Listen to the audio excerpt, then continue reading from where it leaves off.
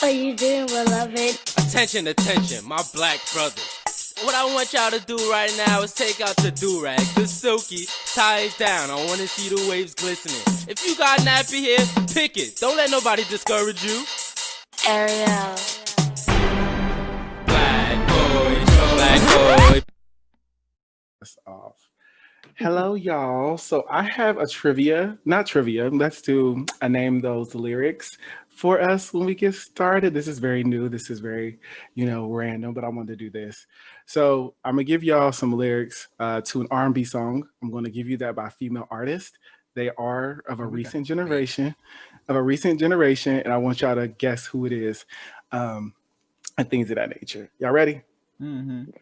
So the lyrics are, I try to cover up what I feel inside. You hurt me so deep and I.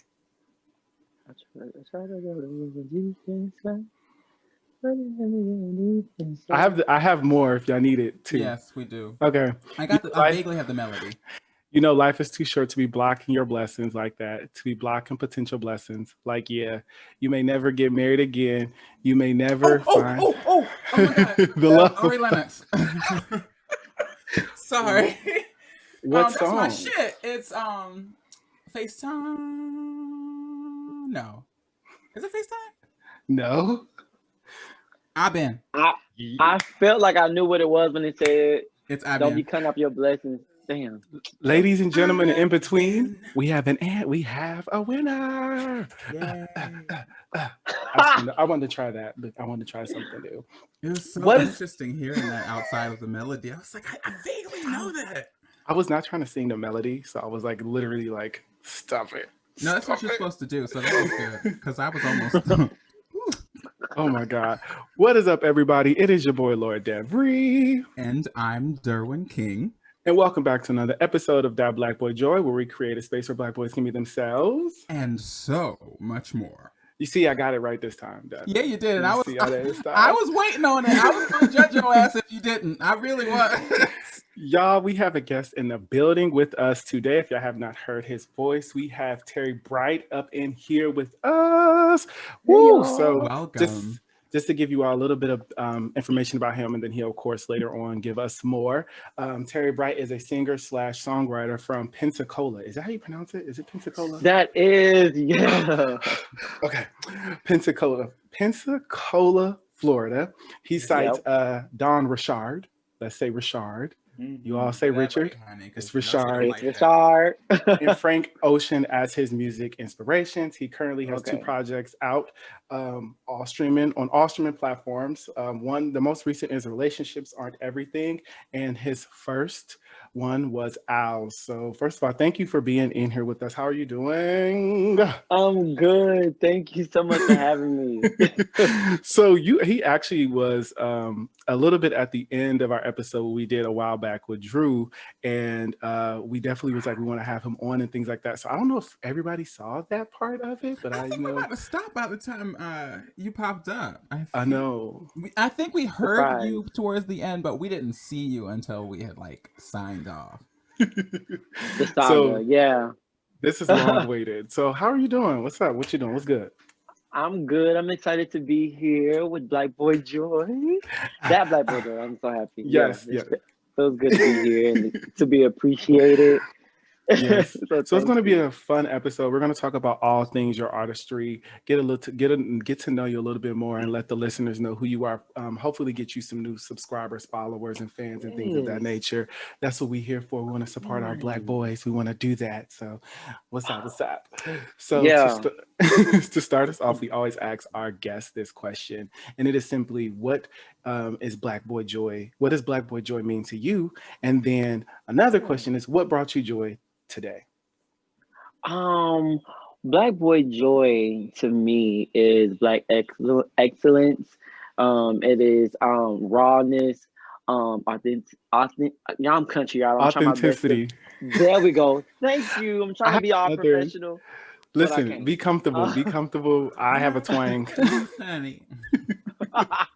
So it's just that it's really it's just that raw like expression, like smiling, having a great time, a person that is like humbled and a great person to be around and have good energy.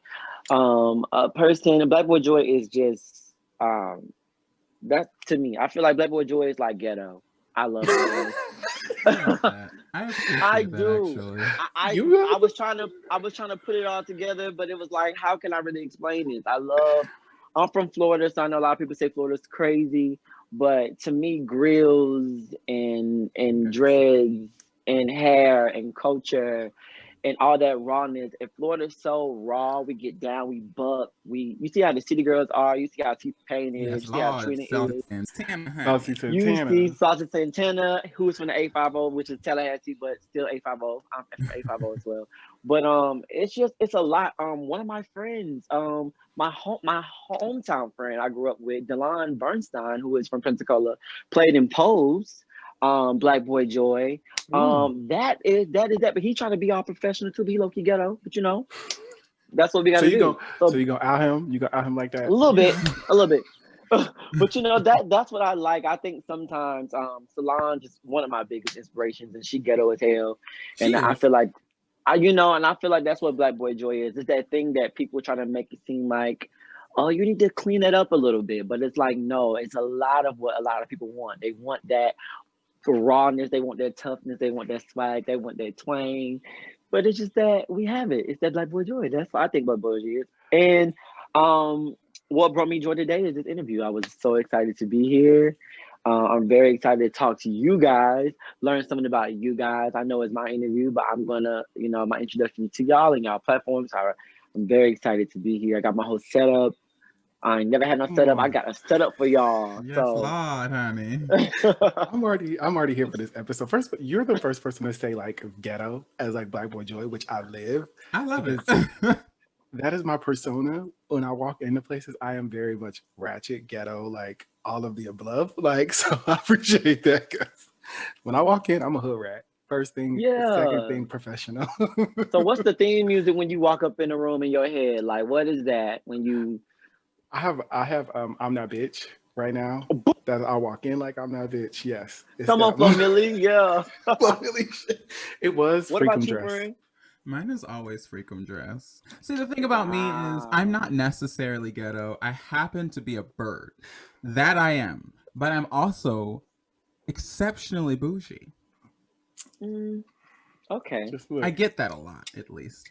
And I get a little hood from you. I feel like you'll cut somebody. Oh my God, really? Me? No, I wouldn't cut. Well, I have cut someone, but that was on an accident.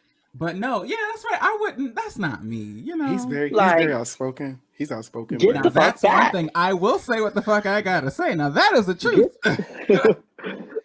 Yes, he will say it, but he definitely. I'm the one. I will swing first, ask questions later. But I don't want to throw you under the bus. But Black Boy Joy, like I told you today earlier off air, I saw the Bankhead Bounce gift of you. So I'm like, that's a little. I'm a clown. That's what that is. What you're seeing when you see those gifts is the fact that I'm a full performer. I really will put on a show. Now the tongue was out. It was like, yeah, that's a little ghetto. I don't know. And that was actually me dancing to a Gucci Mane song. That video was actually about me loving Gucci Mane because he had just gotten out of prison. So there you go. Come on, my gift now. Also, y'all, I just heard a song today by I think it's Didi. Jesus Christ, what is the name of the song? I think like DDM called "Stop My Bag." Have y'all heard of that before? Like, if y'all have not, please stream that, listen to it. It's called "Stop That Bag," y'all. Let me see, first of all, let me see if I can play that right now. First of all, Devin. Okay, never mind. We probably can't stream it too long. Devin, go into the spotlight for me. I'm very excited to share today's Black Boy Joy Spotlight with you guys. It goes out to Mr. Danny Blue Jr. He is an author and the host and producer of Living Single with Dan and Danny, as well as Trillionaires. Both are available on Spotify. He recently wrote a children's book called Jalen, the Joyous Black Boy, about a black boy named Jalen who makes the world a better place by being kind and helping others. The book was released on December 4th, and you can actually find it on foruspublishing.com. And I also wanted to shout out foruspublishing.com because, For Us Publishing, because they're an independent publisher, and their website says dedicated to bringing positive and influential stories by authors of color to life. So shout out to both of those. We hit 2 birds with 1 stone today. We did. Yes, 2 for 1 special, honey. DDM.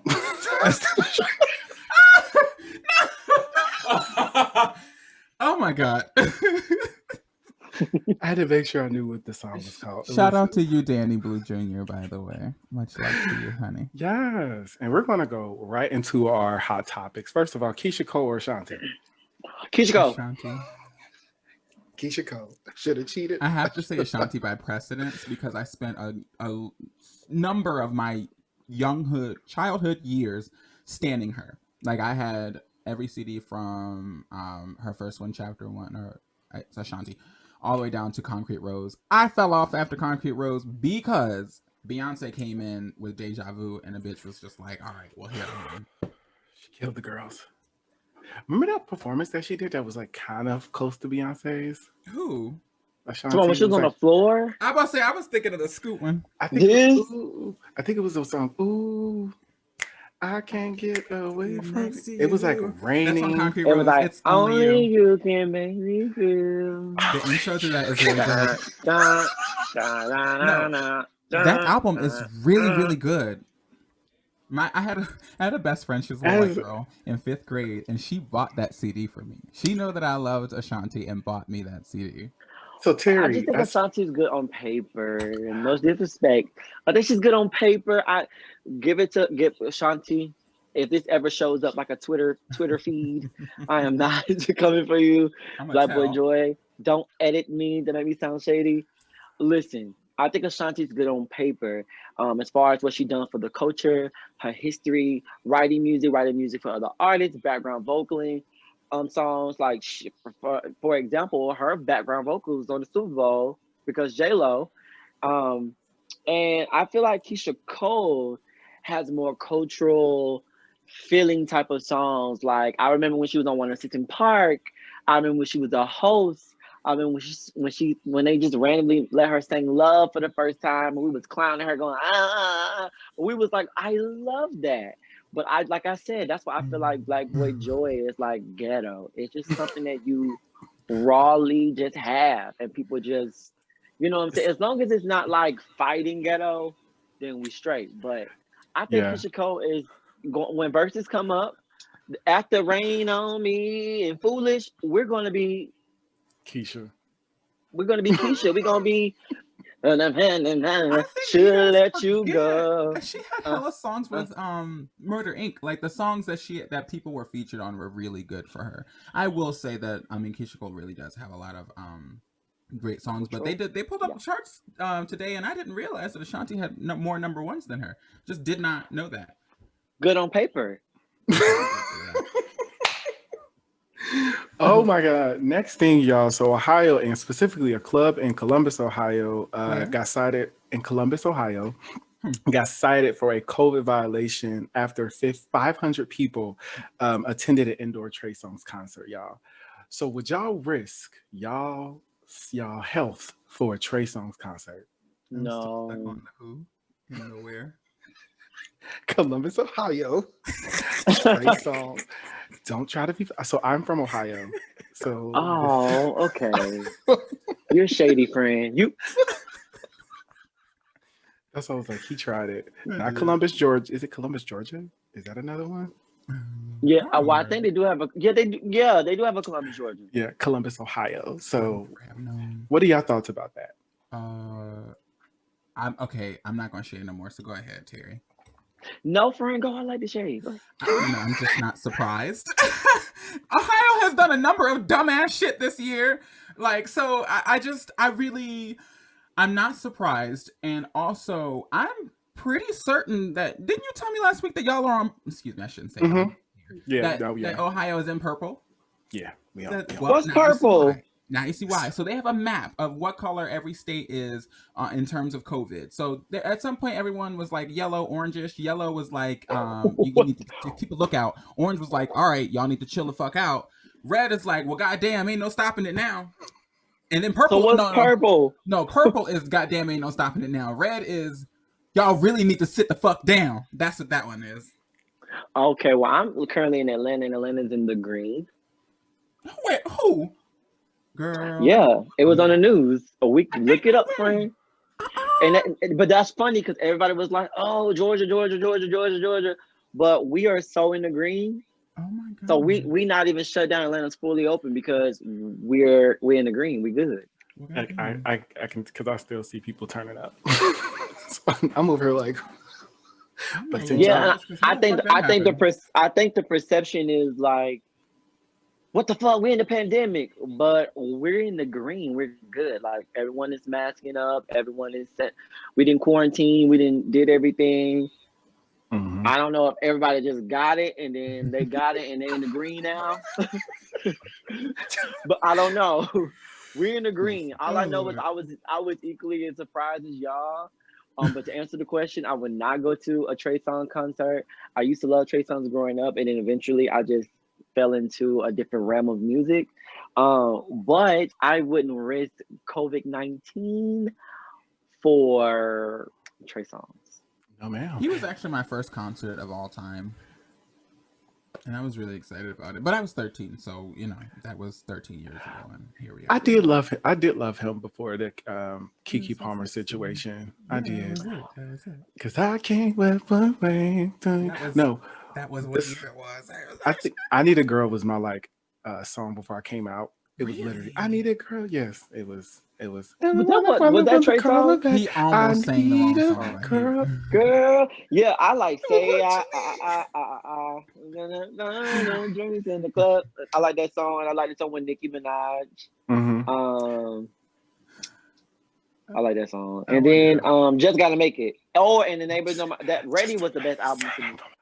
I want y'all to know that how much of a bird I am. I loved Ready. It was absolutely my favorite album of his, next to Passion, Pain, and Pleasure. Take a trip and to your space. Jupiter Love.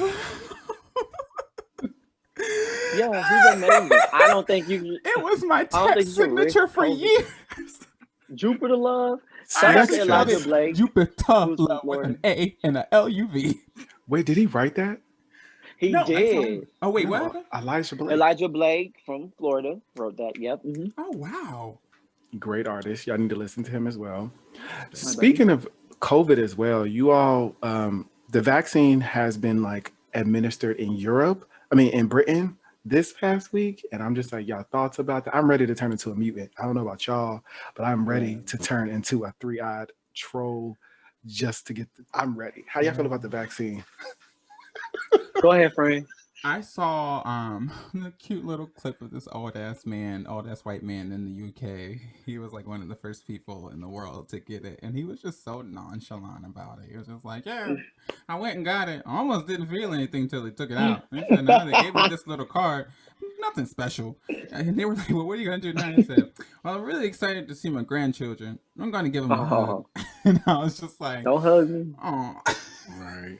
I seen on Twitter there was like a thing about like there was like a placebo group and then also the group that had the vaccine, and it was something like people's like lips was like 4 people in a group, their lips was like, I don't know how to explain it. They were like this. I was like, I don't know if it's true. Twitter. I know Twitter is black. Don't niggas be lying. I don't know what the fear around vaccines is. No, don't get me wrong. Tuskegee really was a thing. Like, and I totally understand black people's hesitation to being the first people to take a vaccine.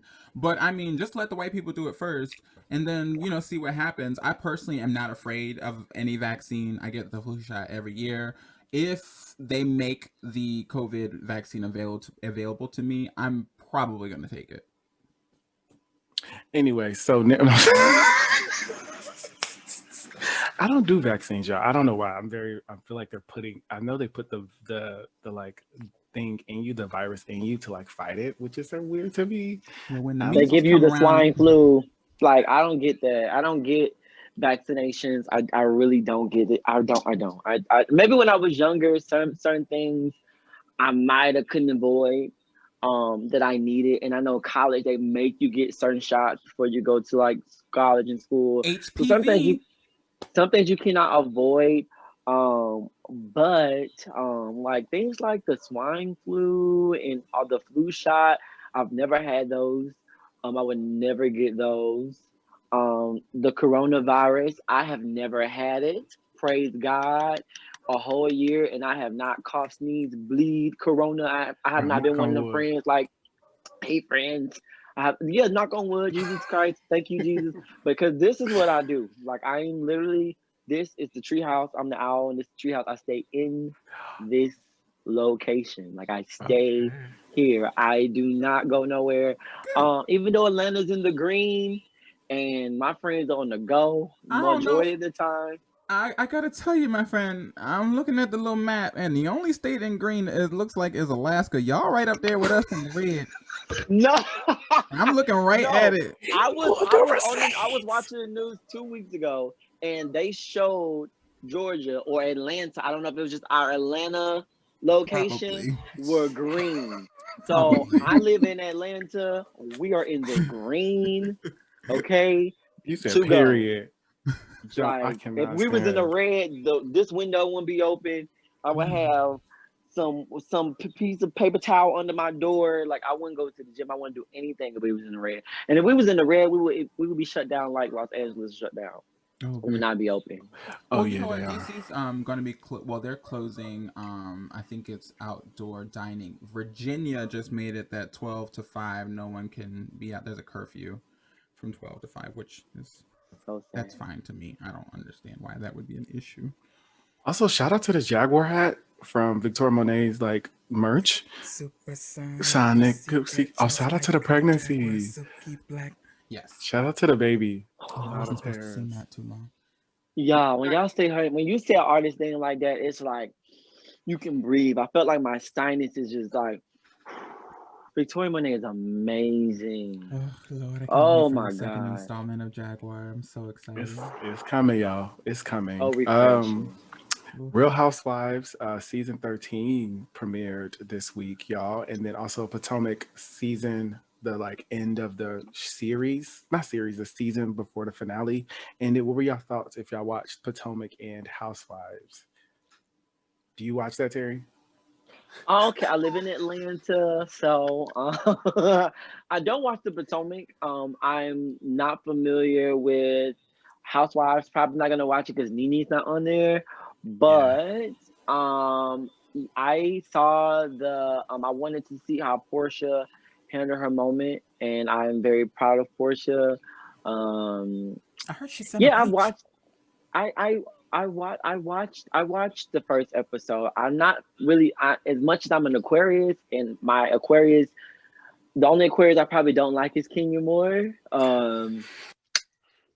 Even though she's a true Aquarius. Aquarius are very innovative, very humanitarian, like out there front runners, and I think that she is a Miss USA or Miss Universe. I don't know which one it is, but God bless her. USA, don't get that wrong, honey. She'll come for you. But I think that she represents Aquarians very well as far as like who she is as a person. But like I just don't like her. I think she's a very troublesome woman that needs therapy. She is troublesome. That's accurate about her. Yes, she is. Portia X. I didn't get a chance to see it.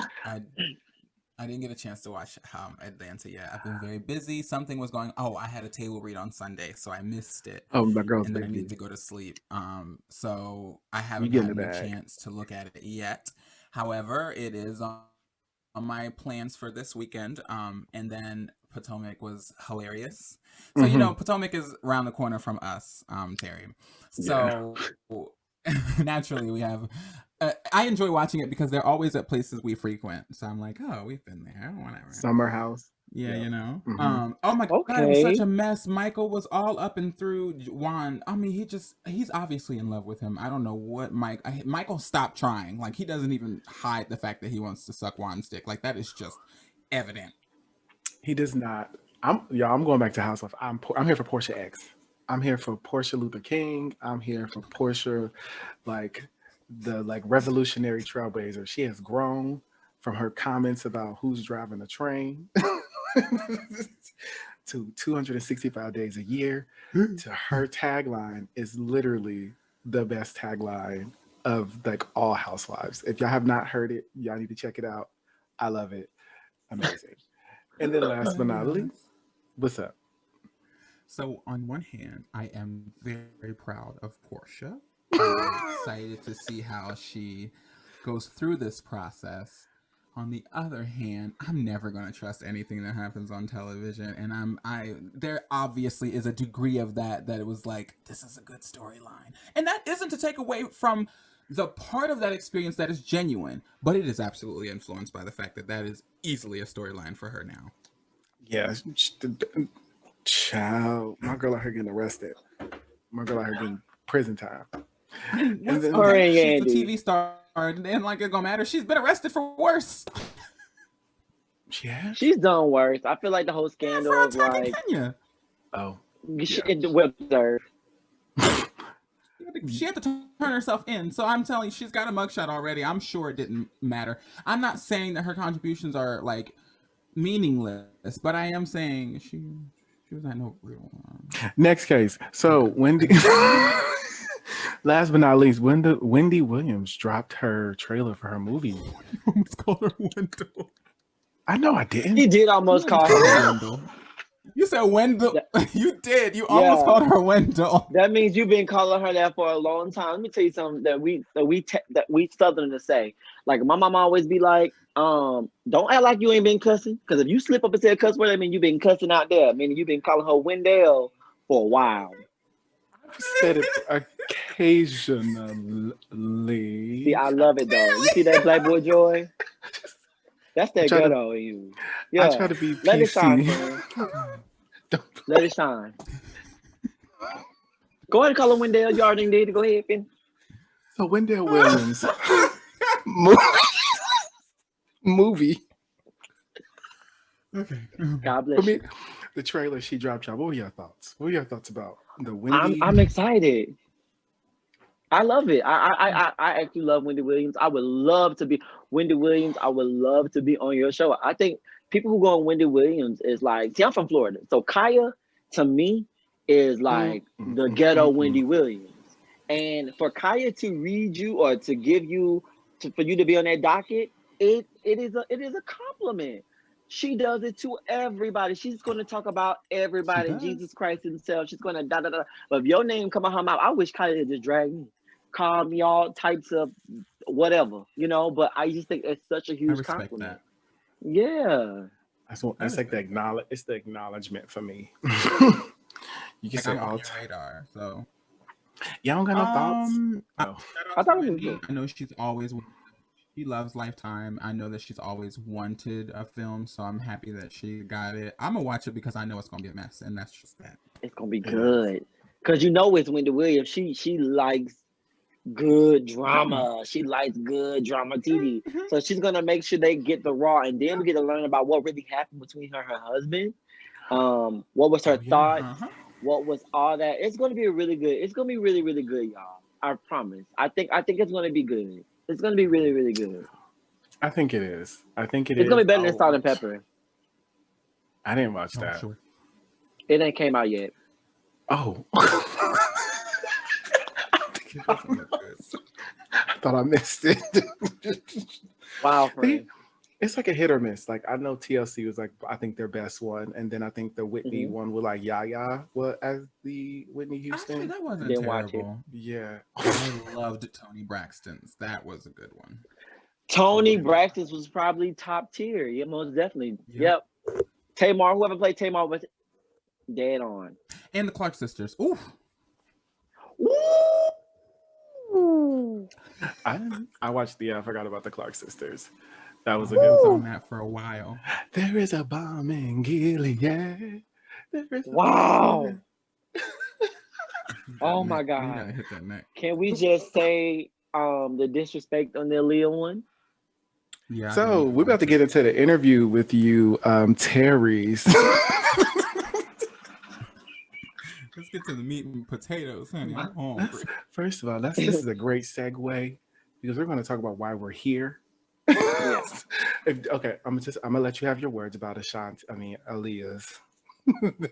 No, I don't have anything about it. I thought it was very disrespectful for somebody, one of somebody I admired. I see people like Selena get her flowers, and I see all these other people get their flowers of their legacy. And it's another generation that didn't get to really grow up listening to Aaliyah's music. They have to watch that as a sense of diary for into her life, which is not really what we experience. So Yeah, I'm like, I have no I don't think they should try again. And the actor, I was mad with her when I saw her in X-Men. I was mean mugging the fuck out of her. Like, I'm not gonna say nothing about that. She was in Drumline too, y'all. yeah, I didn't watch it because she was in it. Yeah, that's what happened. You said canceled her. Yeah, for a little bit, but you know, Hey, until right, beautiful gowns. Well, we are going to get right into the reason we are here, the meat and potatoes, the conversation of the day, y'all. We have Terry Bright in the build. Okay, I'm a singer, songwriter as well. So you know I had to hit that note. I'm not. Don't put me on the spot. Hit it again. Terry, tell us a little bit about you. Well, hello, my name is Terry Bright. I'm a singer-songwriter, actor from Pensacola, Florida, / Houston, Texas, because I graduated from Texas Southern University. And Houston is my second home. It's definitely where the owl, I feel like, was created in me as an artist, because a lot of my experiences happened while I was in Texas. A lot of my first time experiences happened while I was in Texas. So Texas is my core of who I am. But Florida is my DNA, and everything about me is Pensacola. Everything about me is Florida. Very athletic, very competitive, very strong-willed, very driven. All that is definitely the Florida in me. But I'm the singer-songwriter, and I'm here. And actor. That's my life. We are the party. And actor. And actor. We are. You see, homework. I got you. You know. Yeah, it's the homework. How did you first of all get into music? What was that for you? Okay, so for me personally, I'm from the South. My grandfather was a pastor. So he had two churches, one in Pensacola, one in Panama City. And we had to travel. And I tell people all the time, when I watched the Clark Sisters, I was like, whoa. I see a mirror. And we went to church Monday through Monday. I can tell y'all everything from each day: Monday, Tuesday, Wednesday, Thursday, Friday, Saturday, and Sunday. And then we had 2 services on Sundays. Blessed it be. I will never forget what my cousin said. She'd rather go to hell because we go to church so much. And how did you respond? No, my granddaddy got out and beat the devil out of her. But that's what it was. Like, we went to church so much. We couldn't eat Lucky Charms because luck was of the devil. We couldn't watch Winnie the Pooh. We couldn't. Not Winnie the Pooh. He was naked. Ain't no bear that talk. That's demonic. You know, everything is demonic. Okay. Everything's demonic. Harry Potter was off that wasn't even. Harry Potter, Pokemon cards. Not the Pokemon. Witchcraft. No, witchcraft. Pokemon. We couldn't watch nothing but I was raised by my aunt. Who adopted me, because I'm adopted. She raised me, and I was living with her. So it wasn't as so Christian based, like we couldn't do certain things. She gave us leeway to do stuff. But my grandfather, like, you know, it was very much that. So I started singing in church. And then I had the Justin Bieber Usher moment where my voice changed and I got very self-conscious and I didn't want to sing no more. So I was like, I know I gotta find a way to sing. So I started writing songs so that I can sing. So that's how I started feeling my songwriting at a young age. And then that's how I contributed to the both. I did a lot of YouTube covers growing up. I'm going to say this, but please don't go and search. You can see me on YouTube from when I was 14 up to now. So I'm a millennial that was doing YouTube and YouTube covers like like real core. It's like 14, 15. It would tell you like 14 years ago, 12 years ago. So the comments was mean because, you know, I'm like, oh, I'm trying to sing and it wasn't working. And there was a lot of my industry friends that just always say, Terry's so cute. You should just stay doing acting and make these funny YouTube videos. Yeah. When Sierra said that, I will never forget when I watched the interview, and also Sierra's one of my huge influences. When I heard Sierra tell an interview, when people told her she should just model, I was like, everybody gets that somebody always trying to tell you try to put them in a how, box. yeah, like you should do this. Like you have such a great look. You're such a funny person. You should just act, Terry. That's your thing. And from everybody, y'all, I'm cool with a lot of influential people. Me and Colin Carter was basically grew up not together, but internet age of like being friends. We've been knowing each other since we was 14 years old, and we grew this really cool relationship. And it's like a lot of them, you know, a lot of them always like, you know what? But then it's funny is like a lot of people switched, because then it was like, wait, you can sing, boy. What happened? Like, oh. I'm so surprised about that, because that's not what I heard.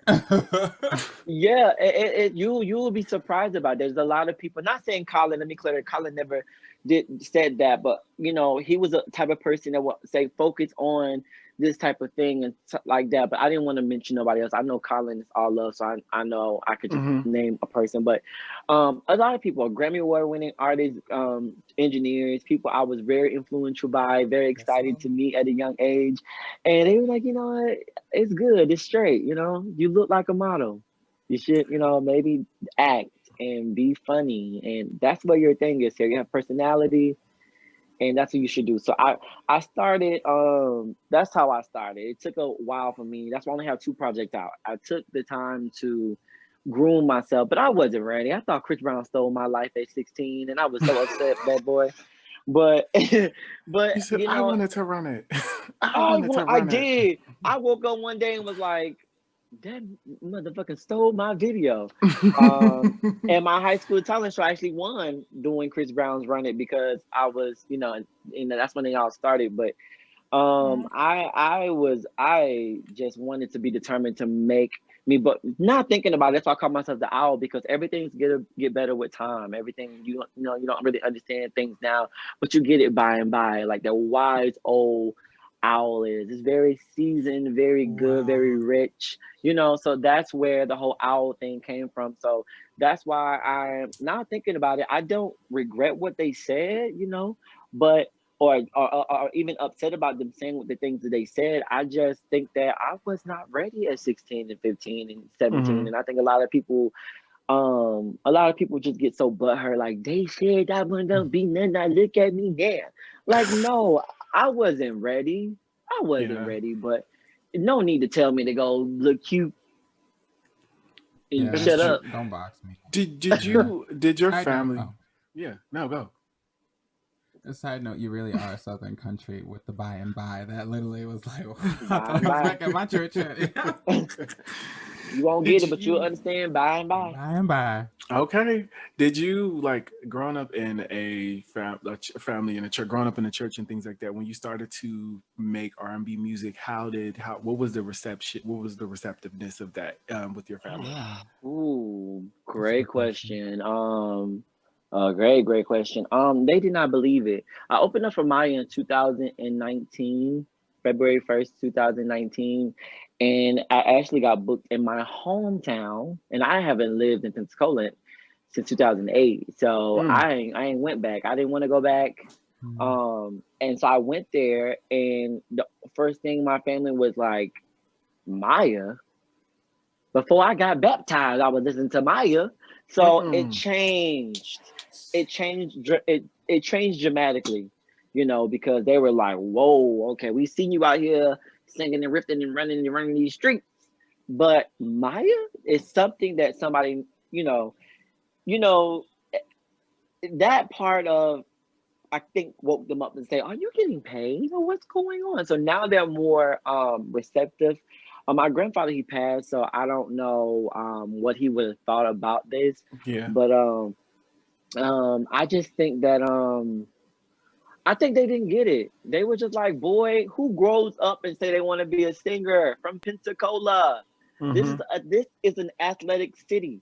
Being an athlete, being an athlete in Pensacola, you got Roy Jones Jr., you got Justin Gatlin, you got Derrick Brooks, you got all these phenomenal historical athletes, and they are from Pensacola, and it's just like that is the core of Pensacola. And the reason I wanted to leave Florida was because that was that's the normalcy. Like, you an athlete, of course.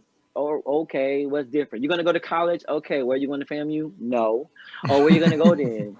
Okay, it's like watching Dawson's Creek and feeling like that was my life. You know, like you get caught up in that small city, small town like vibe, and eventually they'll go off to college and be back working at Walmart on 9 Mile Road. And it's like I thought y'all. No, seriously. So for me, they just. Like, this boy going through a phase. Terry always been dramatic. Terry always been on YouTube singing and bumping and grinding and pumping and whatever the fuck he got going on. But he going to college. Yeah, he going to college, so we don't care. You know, the overall thing was he getting an education. It'll fade. It will fade away. But you know, they're cool. I can't. I had to let that go.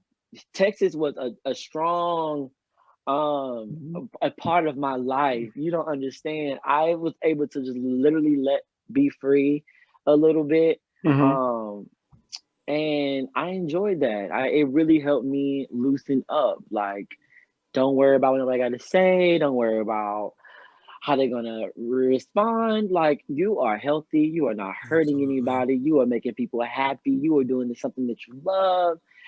If they don't like it, oh well. Like, my story is a very troublesome story, but you know, like I said, I wasn't growing up with my mom and my dad, that kind of thing. So I've already felt like at a young age, I was coming out fighting, and I didn't know why God put this strain of, you know, resentment on my little life at that time. But like, it helped me out because I really said fuck them and fuck everything else. Because I feel like my mom and daddy wasn't there, they gave up on me, then I can't give up on myself. I gotta do it for me at the end of the day. Have you let that go? I'm working on it.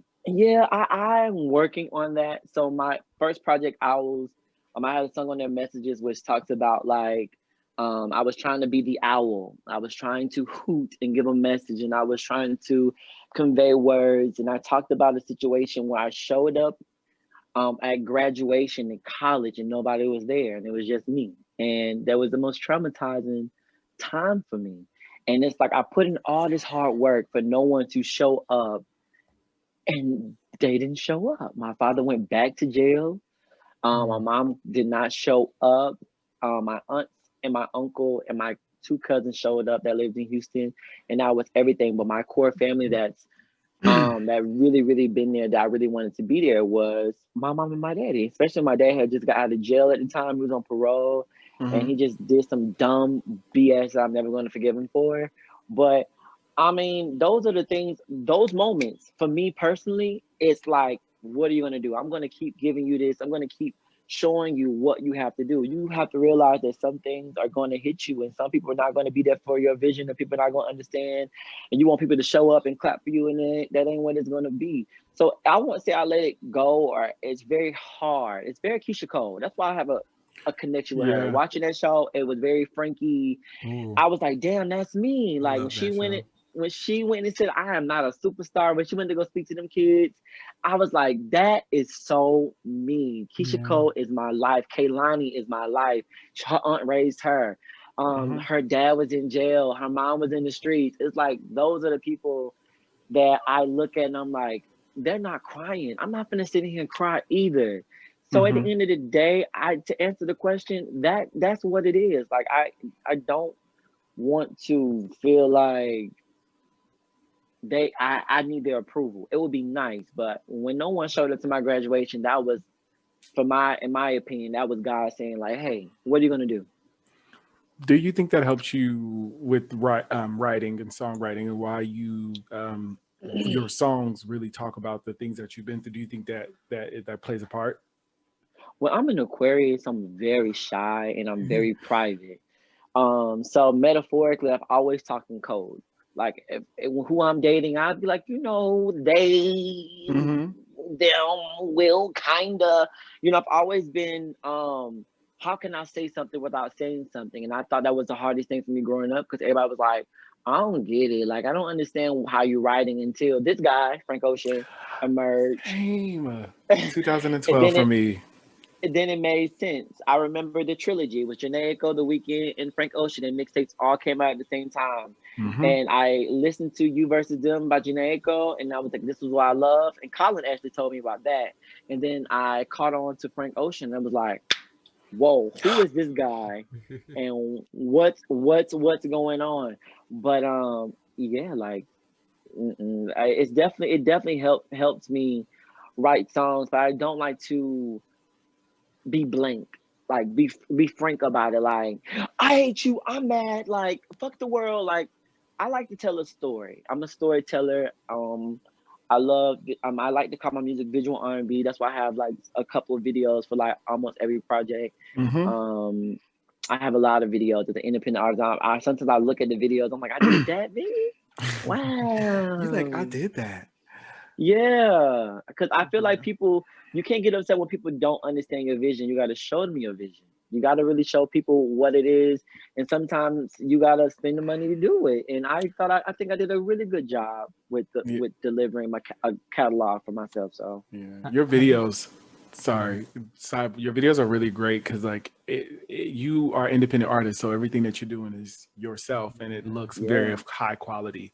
So like you would not know that you are doing this by yourself out of your pocket because it looks like very professional. So I just wanted to say that it looks very good. Thank you so much. Have you been recording during the pandemic? So yeah, no. I'm an artist where I took the words of a Beyonce and she couldn't even say it quick enough. Artists drop a few little singles and they wanna push them out and they burn out and then they're done. Where's the body of work? And when I think that was on my favorite Beyonce album. That was on 4, which is not everybody's favorite album, but that's my favorite Beyonce album. That is the R&B alternative. What? That is a strong R&B alternative cultural moment for R&B music. That is R&B alternative to its core. And I think people don't even give R&B alternative that recognition because it is a crossover from pop, hip hop. It's all of those things. That's really what it is. And when she said that, I mean, as an artist myself, I was like, I'm not gonna like. If you look at the discography, it's like, like I dropped my first single on iTunes in 2013, and I didn't drop another one into 2016. Then I dropped a whole project in 2017. Then I dropped a whole new project at the end of 2019. So it's like I just take my time with creating the story, and plus I'm doing a saga. I'm the Owl Saga. Aang is one of my other inspirations. I love anime. I think Hood. What is your favorite anime? I love Sailor Moon. I know some people be like, but I love Sailor Moon. I'm watching right now. I'm watching Parasite. I love Hunter x Hunter. I really love Hunter x Hunter. And the Straw Hat himself, One Piece. One Piece. Yes, come on. Individuality, come on. Give us some. Yeah. Give us the layers. We want the layers. So I based my project, Owls, which is Owl Saga, off the Avatar, which is water, fire, earth, and air. So I already did water, which is Owls, which is the blue cover. And then I did Relationships on Everything, which is the fire element. And I'm going to do Earth, which is book 3, which is After This Then What is the name of the title. Are we getting exclusive information? You are getting exclusive because this is like, and that's what right now I'm going through After This Then What right now. So this is me living it. I have to literally go date, talk, be upset, have arguments, do this, do that. I have to live that because I am a storyteller. I love storytelling. Side note, I'm on Clubhouse. I don't know if y'all ever heard of Clubhouse. It's like but I don't get it. I don't get it. I'm on Clubhouse and they had a Kanye West something party and I jumped in there because I was like, they was only talking about, I think it was the anniversary of Darkest Twisted Fantasy. My Is Beautiful that the name Dark of the Twisted Fantasy Great album. my Nightmare. favorite my favorite Kanye West project ever? And I don't like Kanye West anymore, but that's my favorite Kanye West project. The whole visual aspect of everything for me is why I want to make them. Well, not trying to say he's an influence, but that is something that's inspiring to want to do. So the Owl Saga is that. So after this, then what is going to be just the things I've been going through, like talking about. I've been having friends and not having them anymore, but it's really gonna be like a storyline. So it's gonna be like it's gonna be a party song, and then you might get like a little thing at the end with a little voice memo, like, "Oh shit, I now that love we got those. fucked up, where we finna go?" I Then we love get to those. another song, and then after that, it's like, "Oh my god!" So now that we kissed, then what's next? Or boom, like da da da. So now that we locked up, what are we gonna do now? So just that whole storytelling, and I'm going to just tell it in my way of like what's been going on with me in 2020, what's been going on with me when I was on tour with Taylor Parks, what's been going on with me when I was just going through different situations and with my friends, and I've been going through a lot of different situations this year, and I've been creating these stories as of right now. So after this, then what is the next project, which is Earth Element, and I want people to really feel that earthly human, that really, down to earth feeling like, damn, this me. Like, it feels like me. Like, you know what I'm saying? Because sometimes you look at situations and you like, so after you didn't accomplish all your goals, you tell yourself, so what's next? Yeah. What's after that? And I think it's just like a coming to age type of experience. I feel like that's what it's going to be for me. So, and hopefully it resonates like that, because that's all the energy I'm going to put into that. And of course I'm going to do videos for it. So I have to make it be equally sonically perfect so I can be able to express that visually, so I can be able to promote and hopefully get new fans and touch somebody else and do other stuff. So after this, then what is the next project? That was lengthy, but yeah. No, you're fine. This is all about you. So I want to know who your dream collaboration is. It happened for Megan. Let me go ahead and just go big. I would love to work with Frank Ocean. I love it. Yes. I figured, but I was like, I would love to work with Frank Ocean. I would love to see. I've never seen Frank Ocean really do a collaboration with another R&B male artist, and really get into the aesthetics of everything. Frank Ocean is top tier for me. Yeah. I think Frank Ocean's for me is top tier. I think a lot of people like to think this is very easy for me as an artist, because me and her are like cool now, and she's still one of my biggest inspirations. But Dawn, I would love to get a feature with her, do something with her. But I think it takes time, and I think it takes work. I don't think she's gonna give me a feature because she thinks I'm talented and she watched me grow as a little baby to her little baby artist now. But but I would love to do a collaboration with Dawn. And yeah, in Solange. What of some So kind amazing. of Houston, Texas type of vibe? To me, that would be like top tier. And after that, I can. Oh, and Taylor Swift. I think that fits. I think Very so. unique. That's a very That is unique last one, Whitney because Best said it all. everybody you said was R&B, but like a more of like an alternative R&B. Like they don't fit into the typical type of R&B. But then you hit us with the hook with the Taylor Swift. Ooh, tell us about that. Why Tay? I think Taylor. Taylor, we grew up on Taylor. I love her storyteller mode. I still remember watching You Belong With Me, feeling like, oh my God, like she's giving us a real story. She's giving us a real concept. I felt her when she was like writing a letter to the boy across the thing. It was such a great visual type of expression. You felt like you was in high school. You felt like, damn, like, no, you belong with me. You just felt that. I love that alternative. I love how she kind of went from country to pop to alternative R&B to alternative folk, alternative. I love Taylor Swift. I think she's a great songwriter. I love writers. I love people who write music. I love people who really put a lot of thought process into it. And I just seen her tweet.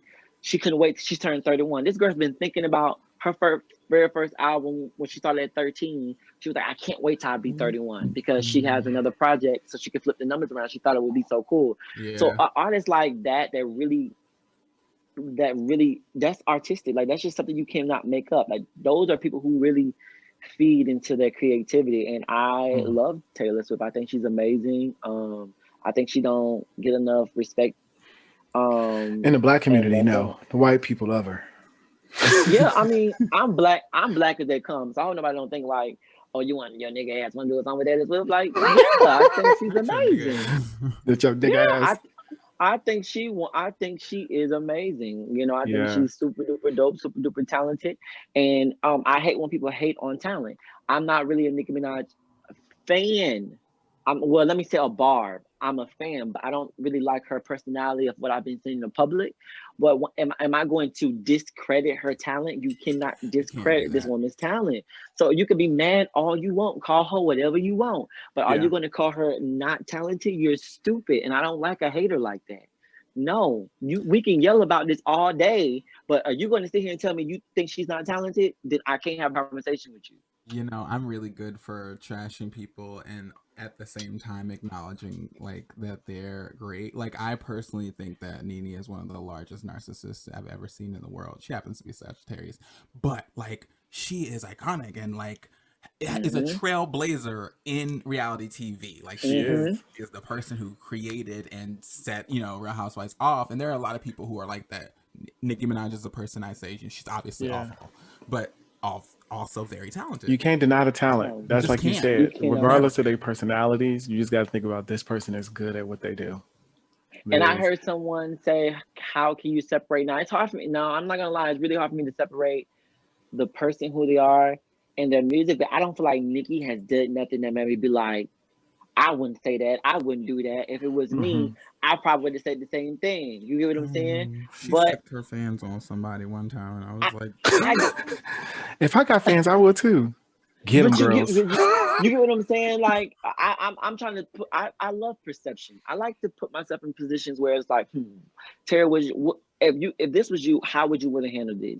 If someone told you this and you was just so mad, would you just tell your fans to like, oh, I'm gonna let my fans know? Because when you say something to the public, you're really speaking to your fans. Of course, your fans are going to go after that person.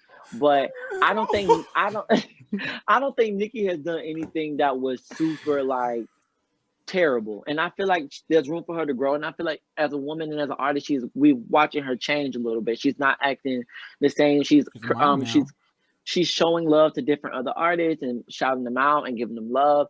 And I feel like there's room for her to grow. Like Kanye West, he a chop for me. So that's why I can't separate the artist from the talent, because I have to feel what you're saying. And the person that's saying it, keep in mind, I'm a church kid. So when I don't feel the anointing or I don't feel like you are that person that you're preaching about, I was always taught to pay attention to preachers. My granddaddy would be like, let's go. If the pastor's saying something weird and walking one way and teaching another thing, it's that discernment of being like, okay, like you're not who you say that you are, but you're going to try to feed me poison and call it chicken, and it don't make sense to me. So Kanye West is like a person I would not be entertaining anymore. But God bless him and his family. Yeah, beautiful family, nice gowns. So going into, you are an amazing songwriter and you have a lot of music that I believe you love. Is there like a specific song that when you wrote it or when you did the video for, you were like, this is like my like energy, like automatically? Oh man. So when I do videos, I'm really stuck in that in that zone. So for me, I think y'all haven't even seen the core of what I'm about to do. But in my opinion, as far as like what I'm doing now, I would like to say Eye to Eye, my very that video for that one, I was at the waterfalls.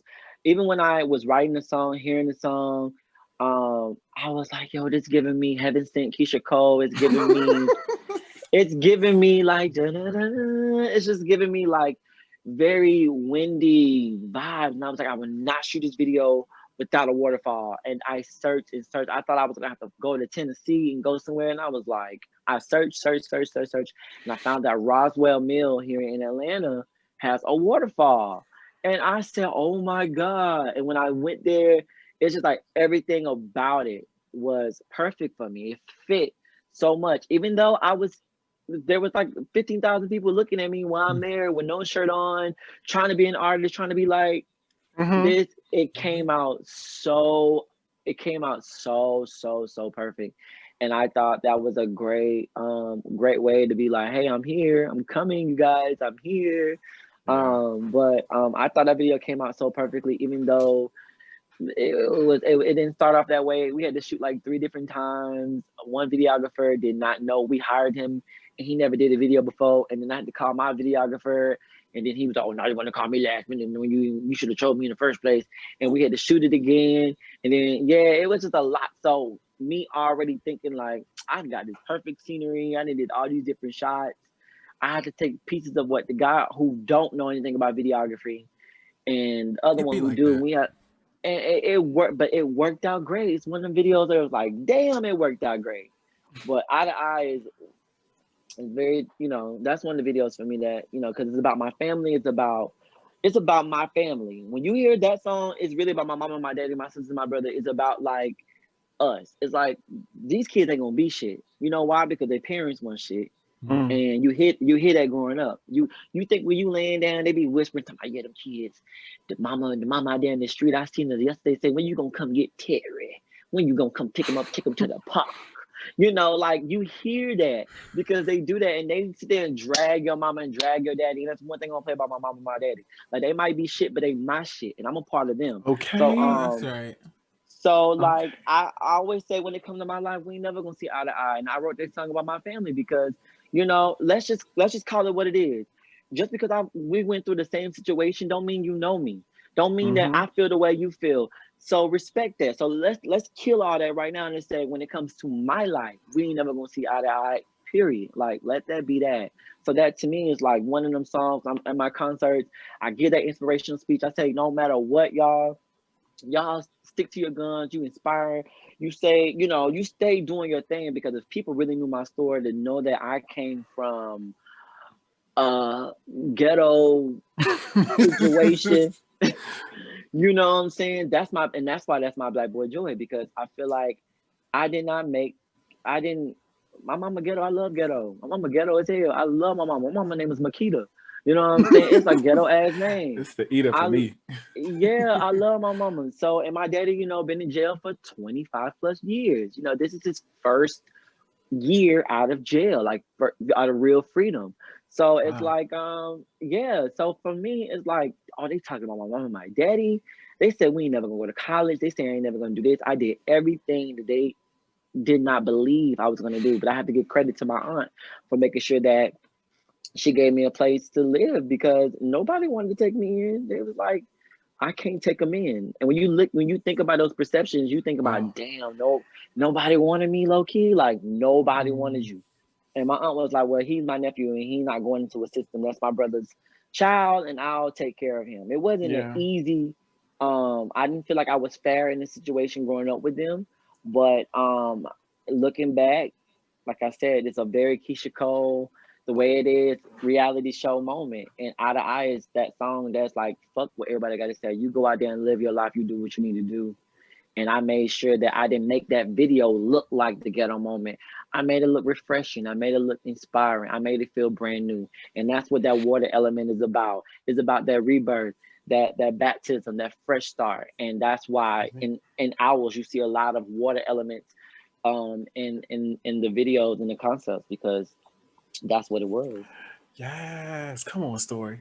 I wanted to know, because I asked Trap Cry this as well. I'm just so curious about what people have a thing for. Are there any features of a song that you like can't go without? Like any aspect, like this is something I have to put in at least as many of my songs as is possible. I know Beyonce really loves horns. She them all throughout the B-Day. So you mean like, is there any type of like instruments or like it's like instruments, yeah. So you're doing the hand signal, but I couldn't find the words. So I was like, you just keep pressing. You just like press a run. I want to run right here. I need like technical like parts. For me personally, it's vocal arrangements. I think vocal arrangements are very important to me. There's nothing. Let me tell you something. I don't know how core of y'all listen to my music. I'm not going to judge y'all if y'all haven't really heard it all the way through. Yeah. But there is a vibe about each song, and I'm only saying what people said to me. I'm not trying to say, oh, this is my song, so I know every song is different. My songs they don't all really coexist. Like my last project, it goes from like very like this to like really ghetto bounce type songs with North Florida Flow, and then it goes to very alternative with pop with Real Reporter and a Detective. It's like have like a very thing. So for me personally, I'm a storyteller, so I don't like the story. Every episode cannot be the same episode. I feel like there at this point, because this is my only second project, there is nothing that I'm like, oh, we gotta have this. I think for most anything as an artist, as a vocalist, is arrangements. Like Chloe and Halle, they're doing well because people love their vocal arrangements. It's a certain signature about it. So right now, friend, it's just making sure that it sounds good. I think vocal arrangements is very important to me. Regardless of whatever it is, as long as there is something people are, ooh, what he did right there. Like, I love like vocal arrangements. I love that whole storytelling with the vocals. I think that's very important. I think that's why Frank Ocean is so good. He kind of has these things. He's like, he does these things. My guy pretty like a girl. He does these things like, where it's like, see both sides like Chanel. He does these things that just keep you. He does these things, you know. He does these things. Solange does these like these things. And Chloe Halle does these very godly, very heavenly angels, vocals. Yes. And then Brandy, the vocal Bible, she does the runs, girl. So I mean, Jasmine. And Jasmine, Dawn Rashard, we're not gonna discredit my baby. Dawn Rashard, Tamar Braxton, I think is an amazing artist. Calling All Lovers is one of her best projects. Oh my God, it is. I'm gonna say that it is. It is. And my dad calls me. He calls me Tamar. He's like, I was in jail, and I said, this woman act like my son, but the girl version. And I was like, really? So like, cause I'm very like, what you want to do? Like very Tamar. Like I'm very Tamar Braxton. A lot of my friends are like, yeah, you give me Tamar a little bit with the personality. But people's always love my personality, so that's why everybody was like, Terry, just do acting, just do something on YouTube. You should be like an influence. I'm like, no, I don't want to do that. I don't want people to like my personality, then don't like my music. Do you see yourself dabbling into acting more? Like when you feel like your music is doing on the right trajectory and things, do you feel like you will step into something else when you feel comfortable? Yeah, that's the thing though. I think there's so many layers to me. That's why I say y'all ain't got the core of me. I'm growing every day, and I'm proud of the growth. That's why I say some things, being the owl, you're just not going to get them right away. Some things you're going to understand by and by. You're going to grow, and people are going to grow with you, and that's the thing that people are going to love. They could be like, hey, I really grow with him. I really got to understand who he is as an artist. And then we saw him over here acting. I think my personality is there. And I feel like those, like Grownish would be a great show. I think I would do good on. I think it's funny, it's comical, it's athletic, it's very punchline, very shady. Mm-hmm. It's like very like, rah, but it's funny and it has a great storyline and great characters. And they talk about some really good things. But I think there's so much video directing, creative directing, acting, songwriting, just all that stuff. I think there's a lot more things to me that I would want to explore, but I want people to focus on the music because I know this is my generation. I know how we are. Yep. Look at Keke Palmer. Like if she would have just focused on doing music, people would have probably just loved her music and then like, girl, I like her when she did that movie. Yeah. But now people just see her so much as an actor that it's really hard to separate the two, which one they like the most. And they're like, well, her music, all right. Only because they're comparing it to herself, her acting. So yeah, I just want to do it one thing at a time and grow. But I'm excited. I don't get as discouraged because I'm a new artist, and I think as long as I continue to push the content, there's gonna be so much content for everyone to be able to see. And I think people should not be discouraged about like no one's not giving me the time in the day. That's why I say I'm happy to be here with you guys because it's a great opportunity to be here and talk with y'all. Y'all are gonna be major, and when people go in don't know who I am, they're gonna go and look at y'all because y'all got your own syndicated TV show, and then I'm like, yeah, that was me. We're not gonna forget where we came from. Trust and believe. We're gonna be like, this is what we started off with, bitch. Absolutely. We have these people with us. Come on. I see y'all growing. I see that. I think people need to catch on and catch on to their wave and support people who are gonna support you. A lot of people love to go and support people that don't want to show them no love. Be like, Yeah. like what you mad for? Them niggas don't like you. They don't care for you. Do your own thing. Shine your own way. Fly like an owl and go do your own shit. Like I don't give a fuck about that. Support Come on with these people who owl support Come you. on, Al. I like It's the how you owl did for that. me. But it's you. That's where I'm at with that. I think a lot of people do a lot of whining and crying. And when Tiana Taylor said what she wanted to say, I felt her 100%. She said all this fake love, all these people talking about this woman empowerment, this brother empowerment. That shit is all propaganda. It's like it's not real. You have to support people who support you. True. Period. And I don't never feel bad about showing about no love. You know what I'm saying? For me personally, if I liked it, I DM people all the time, and now I don't even follow them. I'm like, oh, I like this song that's out on SoundCloud. God bless. Mm-hmm. Because I like it, and I think you should know because that could uplift your day. That could make you be like, bitch, fuck that. Somebody just wrote me and told me my song made them put down weed, crack, slapping a hole. I think I did something good today. You never know.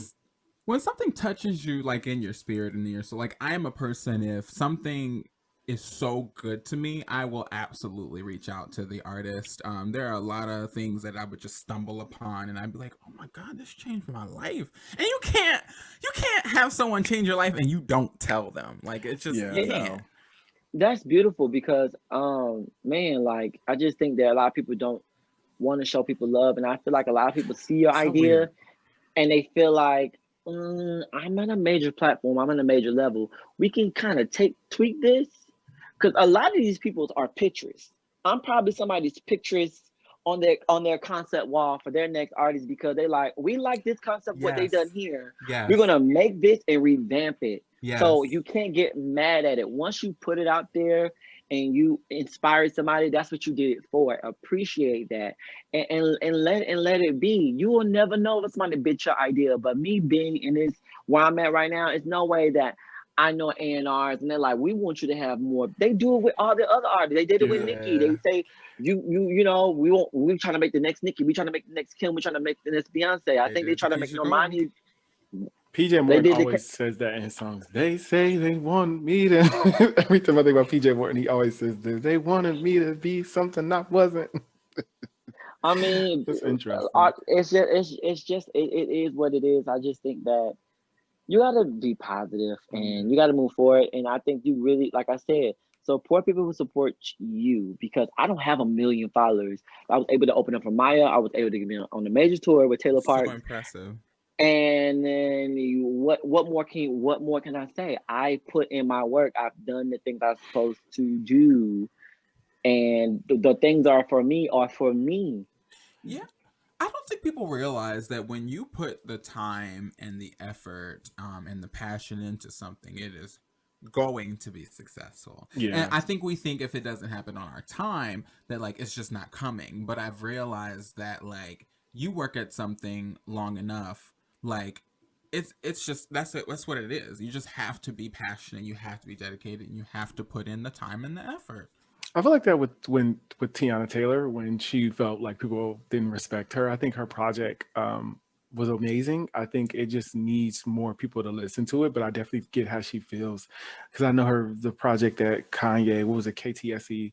It didn't have the best like start off because it was like so many difficult things going on behind the scenes. But this project I feel like was smart and great. But I think also with not being nominated for things too, definitely was like, what the heck? I hope that artists let go of that, at least as far as it goes, like the big nominations. I'm not saying that it's not right.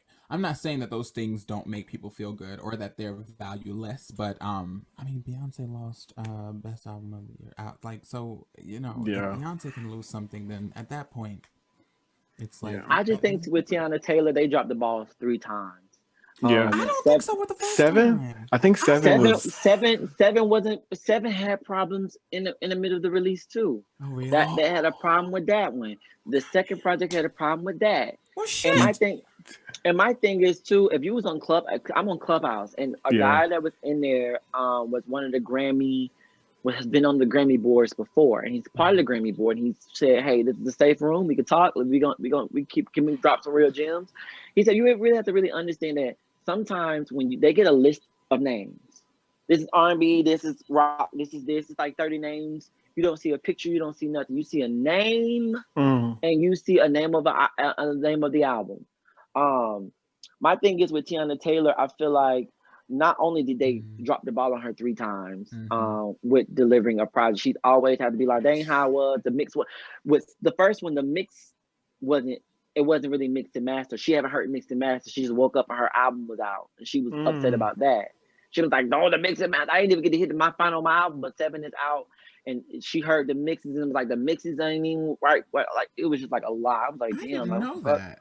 I didn't Yeah, know it was a we lot. knew what happened with KTSE. Everybody knew what happened with KTSE. But Yeah, it was a yeah. lot going on with that. But the guy was basically saying that, you know, you have 60-year-old old Grammy award-winning engineers, audio engineers, making a list of people, and everything is a business. And I try to put this into my heart as well. Like, remember, it's 5% of music and 95% of business. So all these strategic moves that people are doing when they go into the Grammy parties and they're performing for these different type of people, and they're doing this and they're doing that, those people are like, oh, that's Giveon. He performed last year at the Grammy party. I remember him. Circle his name. I remember. I listened to his project, because it's those relationships that they built with their peers. The Grammy people are people that in the industry, they're musical peers. Sometimes you didn't shake the hands with the right person that, and that's just what it is. Doesn't mean your project is not good. And the guy was just saying like, hey, sometimes they don't even know who these people are. They like, Tiana Taylor, who's that? Yeah. Do you think that do you prefer being more of an indie artist, independent artist, than being signed to a label? This is a really great question. This is a really good question. So let me ask you guys, because y'all are people who listen to music, and I don't know if any of y'all are artists. I know you say you was an artist, but I don't know. You say you sing, but I don't know if you. Child, I was joking. Okay, so from your perception, like, do you guys love your indie artists, and then when they go major, it just seems like something changes? Not necessarily, because Ari Lennox is still representing. I've been listening to her since I was in high school, so around 2011. And I'm still very impressed with who she is. Same with Doja Cat. So it depends on who the artist is and what label they join. Yeah, I think about Summer Walker's appearance, and I think prior to that, I think she was just someone that had talent that got thrusted into this life where she had to be in front. That's like her. She really has social anxiety, and I think her music, she's staying somewhat true to what she started off with. But I definitely think that she's experimental with stuff. But I think it depends. I think definitely on who it is and how 10 toes down they are in what they create, or if they're just hungry to be in the limelight. Because I think about Duran Bernard right now, even though I think he's still not signed. I just think that, oh, you said your friend? Come on. I love when you start to, I think it's more so not even about them being signed. It's about when they get that buzz. You know, when you start to hear most be like, yes, I've been listening to, like, I was listening to like Duran back when I was in high school, when he was with Erykah Badu in the background singing with her. Like, so it's like when you start to see the patience and perseverance, but when they get to a record label, it does start to get like, but I don't know that many. I don't think I've like had that many people like do that. I'm like, okay, so do y'all like Tinashe? I never did.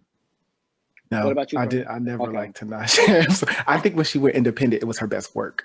I think because it gets to me, it gets to a point where specifically in the pop genre, it starts to sound the same. I have an issue with when I listen to this song. I don't know if it's Selena Gomez. I don't know if it's Sophia Carson. I don't know if it's like, Tinashe. So it's when you start to get into that realm of experimentation and I'm like, oh, I know this is a Tinashe song. I prefer that. But I hear more in pop when you can, like, sometimes, unfortunately, Ariana Grande, which I absolutely love her, I can hear that this could have been somebody else's song. I could hear that somebody else could have did that, but now she's getting with Victoria Monet. Shout out to Victoria Monet being her best friend and Taylor Parks being in her ear. I appreciate them giving her a little bit of their sound and hers. Yeah. So, Well, to answer the question, that's what artists deal with. We deal with do we spend all of our money Dawn Richard is the creating? main. Sorry, I do not want to cut you off. I literally think about Dawn Richard, like with her being with Danity Kane, and then going like she did the like. Yeah. Sorry, you can continue. I just No, think no, no, no, no, no, no, no, no, no, no, no. Thank you for Mhm. acknowledging her because I always feel like Dawn is a person I'm like, oh, I just want to make Dawn proud. Not like I got her co-sign. It's like, what more can I make her proud about? But I have to move on from that. So like my title Mhm. after this, then what? Because I feel like sometimes you accomplish something and it's like, okay, so what's my drive? Like what's next? But I think that's the battle we're dealing with right now. A lot of people will tell you like independent is the route, but they already had a major machine behind them Mhm. to build their audience, to build their fan base, to build their likeness, to put themselves in the publications, to get their names out there, to build these relationships, and then they can go independent and then collect their bag, and that's great. Let's talk about Dawn Richard. She was in Danity Kane, Diddy Dirty Money. Then Mhm. she went solo. It's a lot that that she built. She just had Danity Kane core fans alone. She can go and say, "Do you got Yeah. it first aid kit?" And these people will be like, "Hold up, what the fuck?" Because they know they're Hold on, gonna what the know fuck? that. What the fuck? You know what I'm saying? That's so They're funny. gonna they're gonna light that up. So it's so Yeah. easy to sit there and be like, "Oh, I'm independent." Like, oh, but realistically, let's talk about the problem with being independent. You don't get in on any playlist. No major playlist. Some of your videos and concepts are better than the new artists that just got signed to Atlantic Records. Some of the stuff is like very in the school. Um, I, I'm going to use this as a reference, but I love this young lady. I'm about to say Flo Milli. I was watching one of her videos. And she was like in a cage, and I was like, damn, not she signed to Atlantic. Like this is supposed to be a little bit more. I know some niggas in Atlanta right now that could hook her up with a little bit better, you know what I'm saying, with something better. But Right. you study those artists to be like, does it really even matter? They're on a major level and they just need a visual out. And that's just probably part of her budget because you never know, her budget probably went so much to her music and the studio time to where they just need like a simple video that they're going to boost and promote, that they're going to ship out to different other places. As independent artists, we don't have the money to promote, so it's harder. Kaylani. So Sorry, I'm thinking about so many people now. I literally no, remember a kid. Kaylani, yeah, Yeah. I'm thinking another about. one of my favorites. So I started thinking about Chance the Rapper and his group, and then I got to No Name, who is one of my favorites. Yeah. But so she has one video, period. That is the only music video she has. And I was thinking, like, what happened? What thrust her? Because she ended up being on Jimmy Fallon. Like, what thrusted her up? But it was because these little random white kids started listening to her. So that just, when white people like something, that's when it just takes off. So it's interesting how this happens and how it can happen differently per person, because I think it is true that you've got artists who definitely have to, and honestly probably because of the genre that they're in, they have to have these visuals. But then it seems like it's easier to be a rap artist and not do that. I think you say you love Doja Cat. She's on punishment for me right now. I won't say she's canceled, but she definitely is on punishment with me. What happened? As a black person? Well, she don't Oh write back yeah. to Yeah. She try to play us.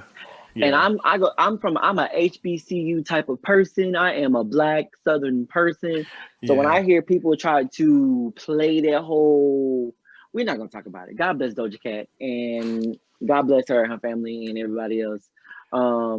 What I'm going to say is once again, she's a talented artist. So regardless of how I feel, if I sit here and tell y'all that Doja Cat ain't talented, you know everything I said out my mouth was a lie. Yeah. My name ain't Terry.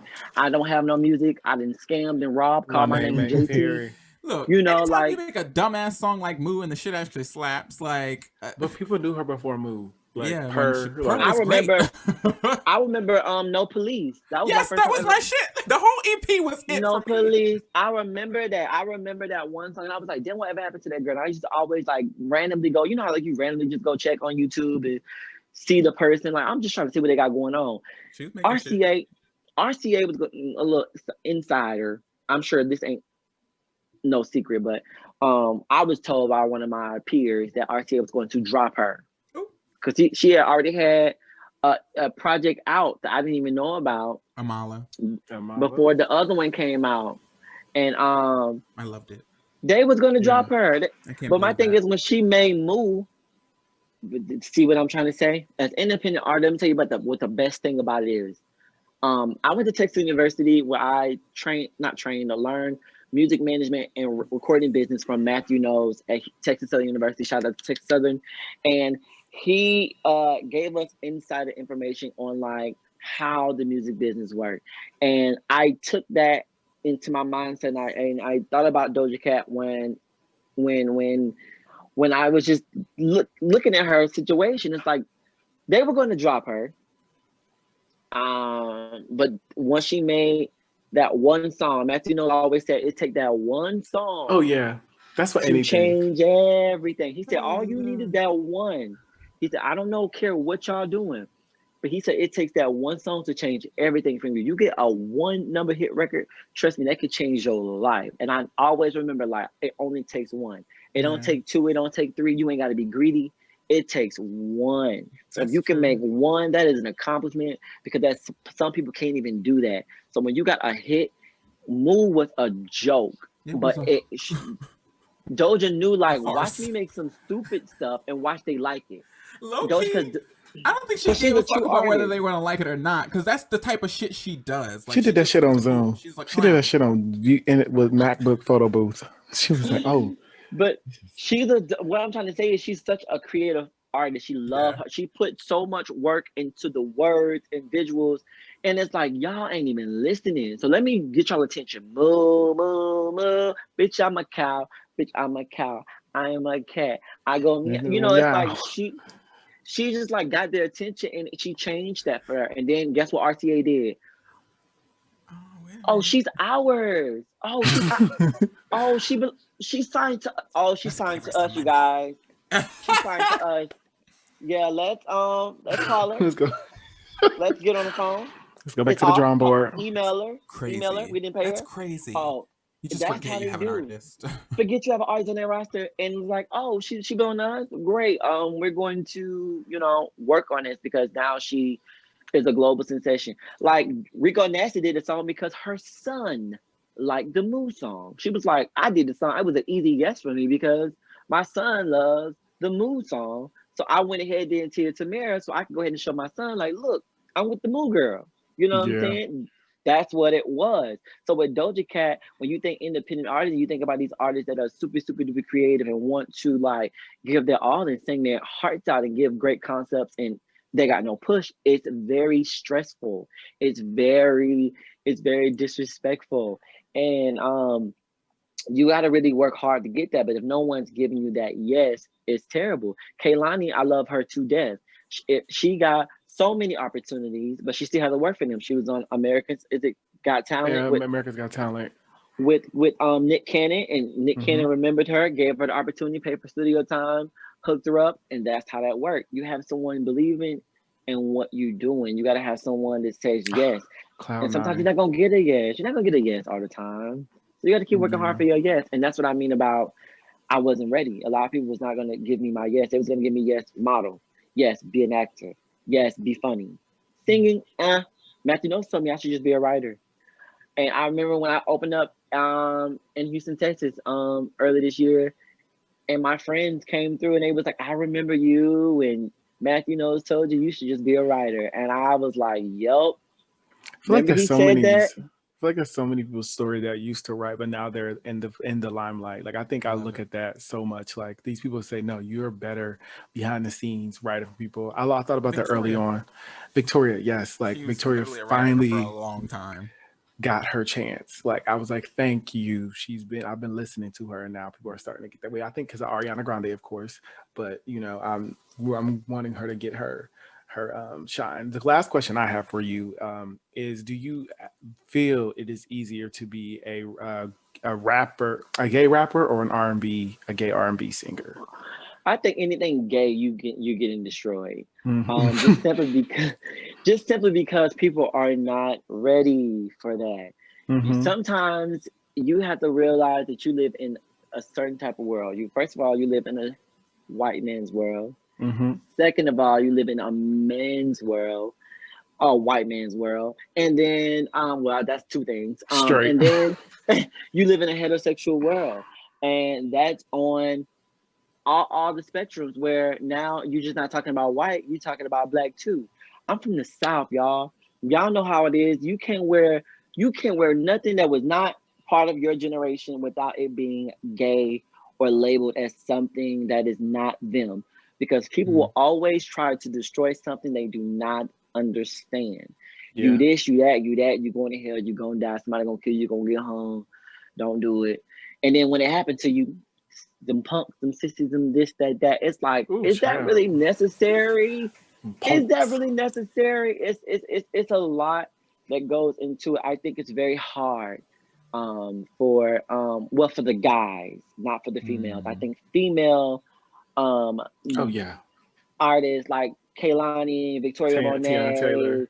Tiana Taylor, though they can experiment sexually because you got men who would love to see girls on girls and that type of action, and it would sell. But what I think that a lot of people try to do in television is be like, we're going to put some gay couples in here because we know the gay community is a strong fan base that will watch certain things. Power got a gay couple in it. Why? Because 50 Cent know that the numbers.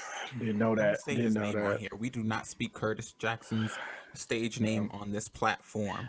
Child, I didn't even know they had Jesus, a gay God bless couple on them. there.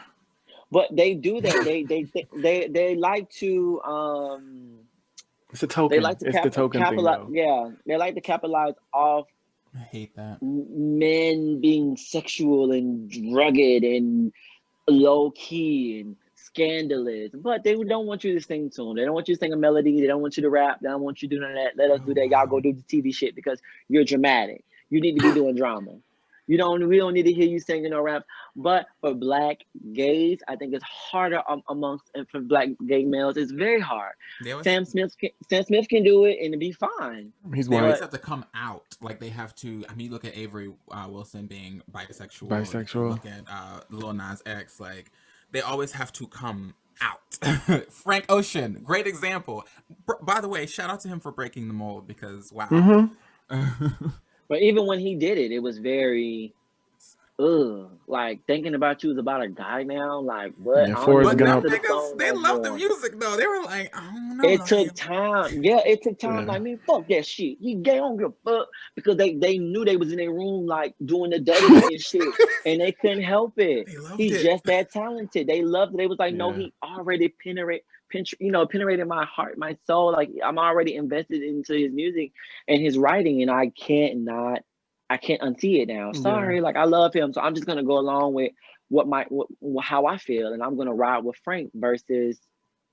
But as you can see, Frank went up even more because he had a gay audience following him, along with the white audience and the indie artists, and also the hippie vibes and not a hip hop artist. And then Beyonce co-signed him, so it's like, who gives a fuck? Like, I'm there. So I mean, I think for any gay anything, it's very very hard for artists to do that. So they have um they they do things to come out and do things the way they do. People ask me so many questions about my life, and I'm like, dang, I want you to focus on the music.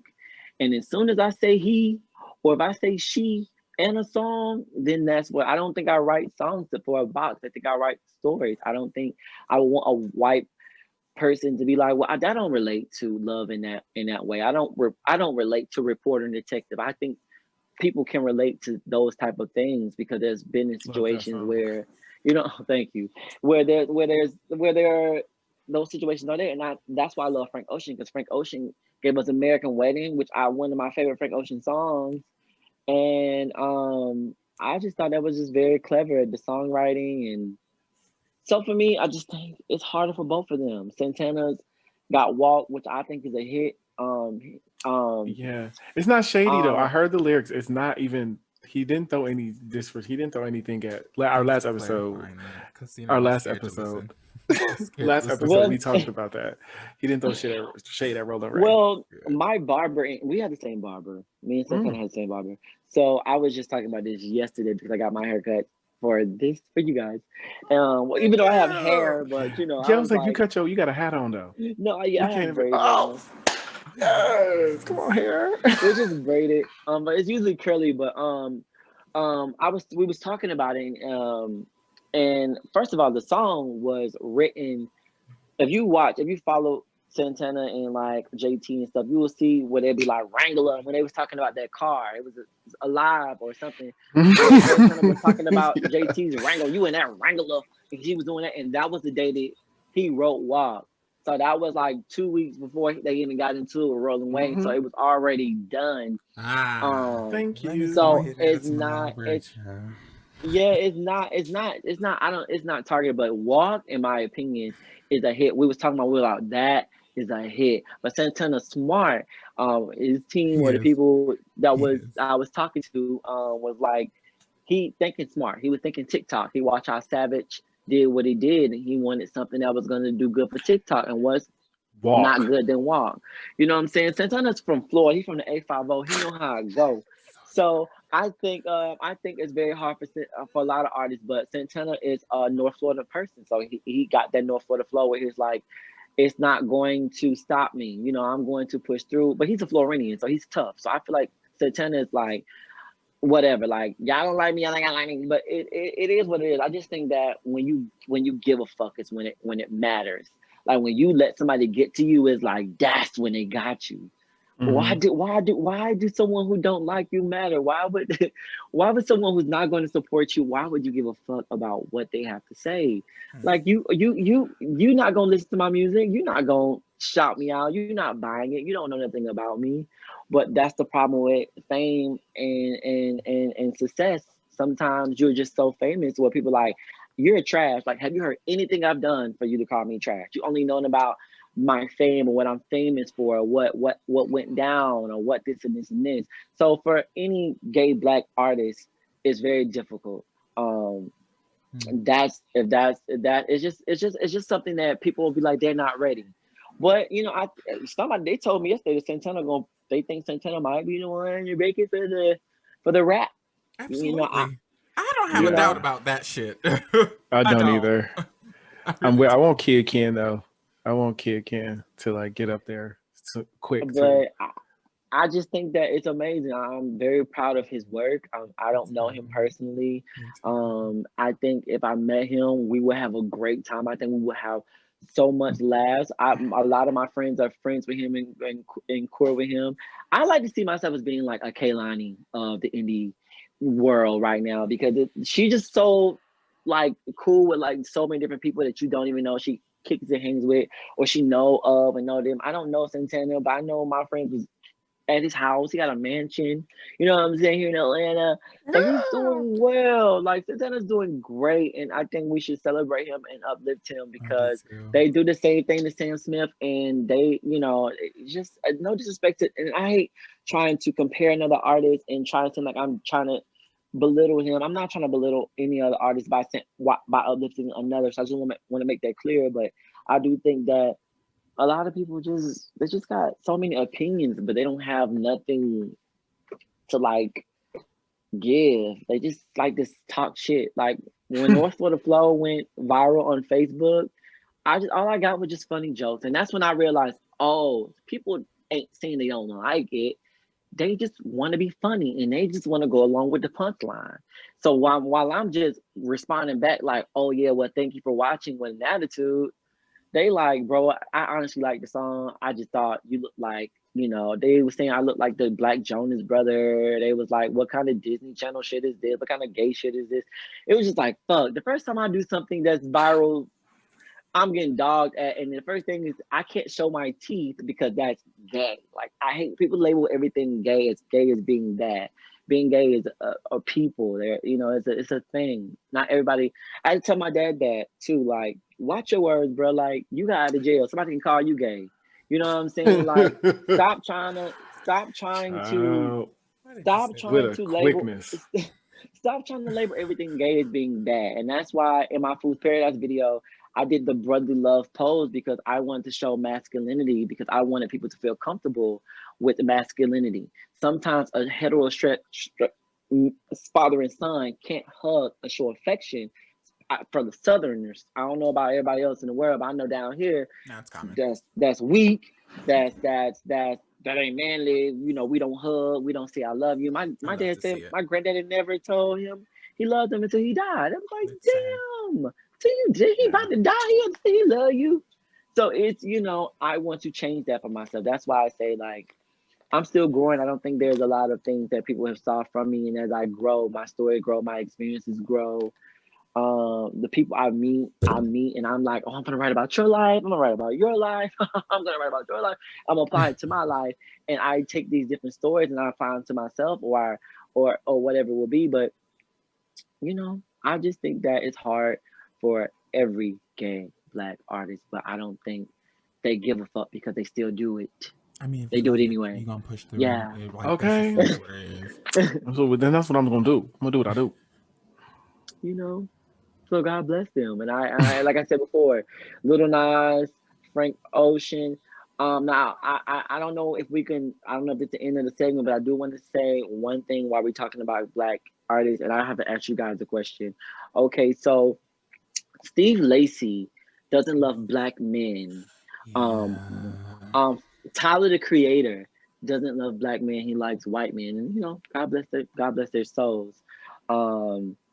As we was talking about this, because people were saying that they're problematic faves. Like, what are your opinions about Black gay artists or bi artists who don't see Black men who are Black themselves as a sense of romantic type of love and affection and that type of thing? They don't see them as being like, they see them, well, Steve Lady, he said he sees them more as like cousins and brothers. He wouldn't date another Black person because he just like, that's how he sees that. So people I want to also ask y'all.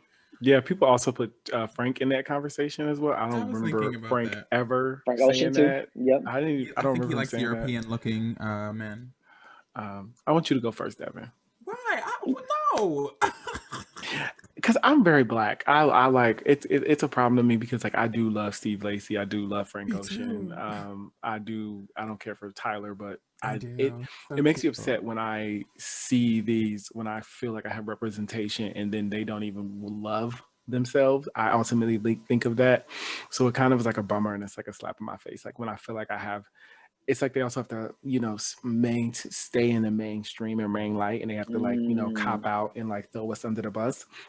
I want us to love Black men and be a Black man and have no problem with saying that. Like it's never a disrespect to white men, you know, Asian men, other, you know, men. It's just like I am a Black man who loves Black men. Like not the one shade or disrespect, but it's like when you start to, I don't like when people give the reason why if you just say I like white men, stay there. Don't start to talk more.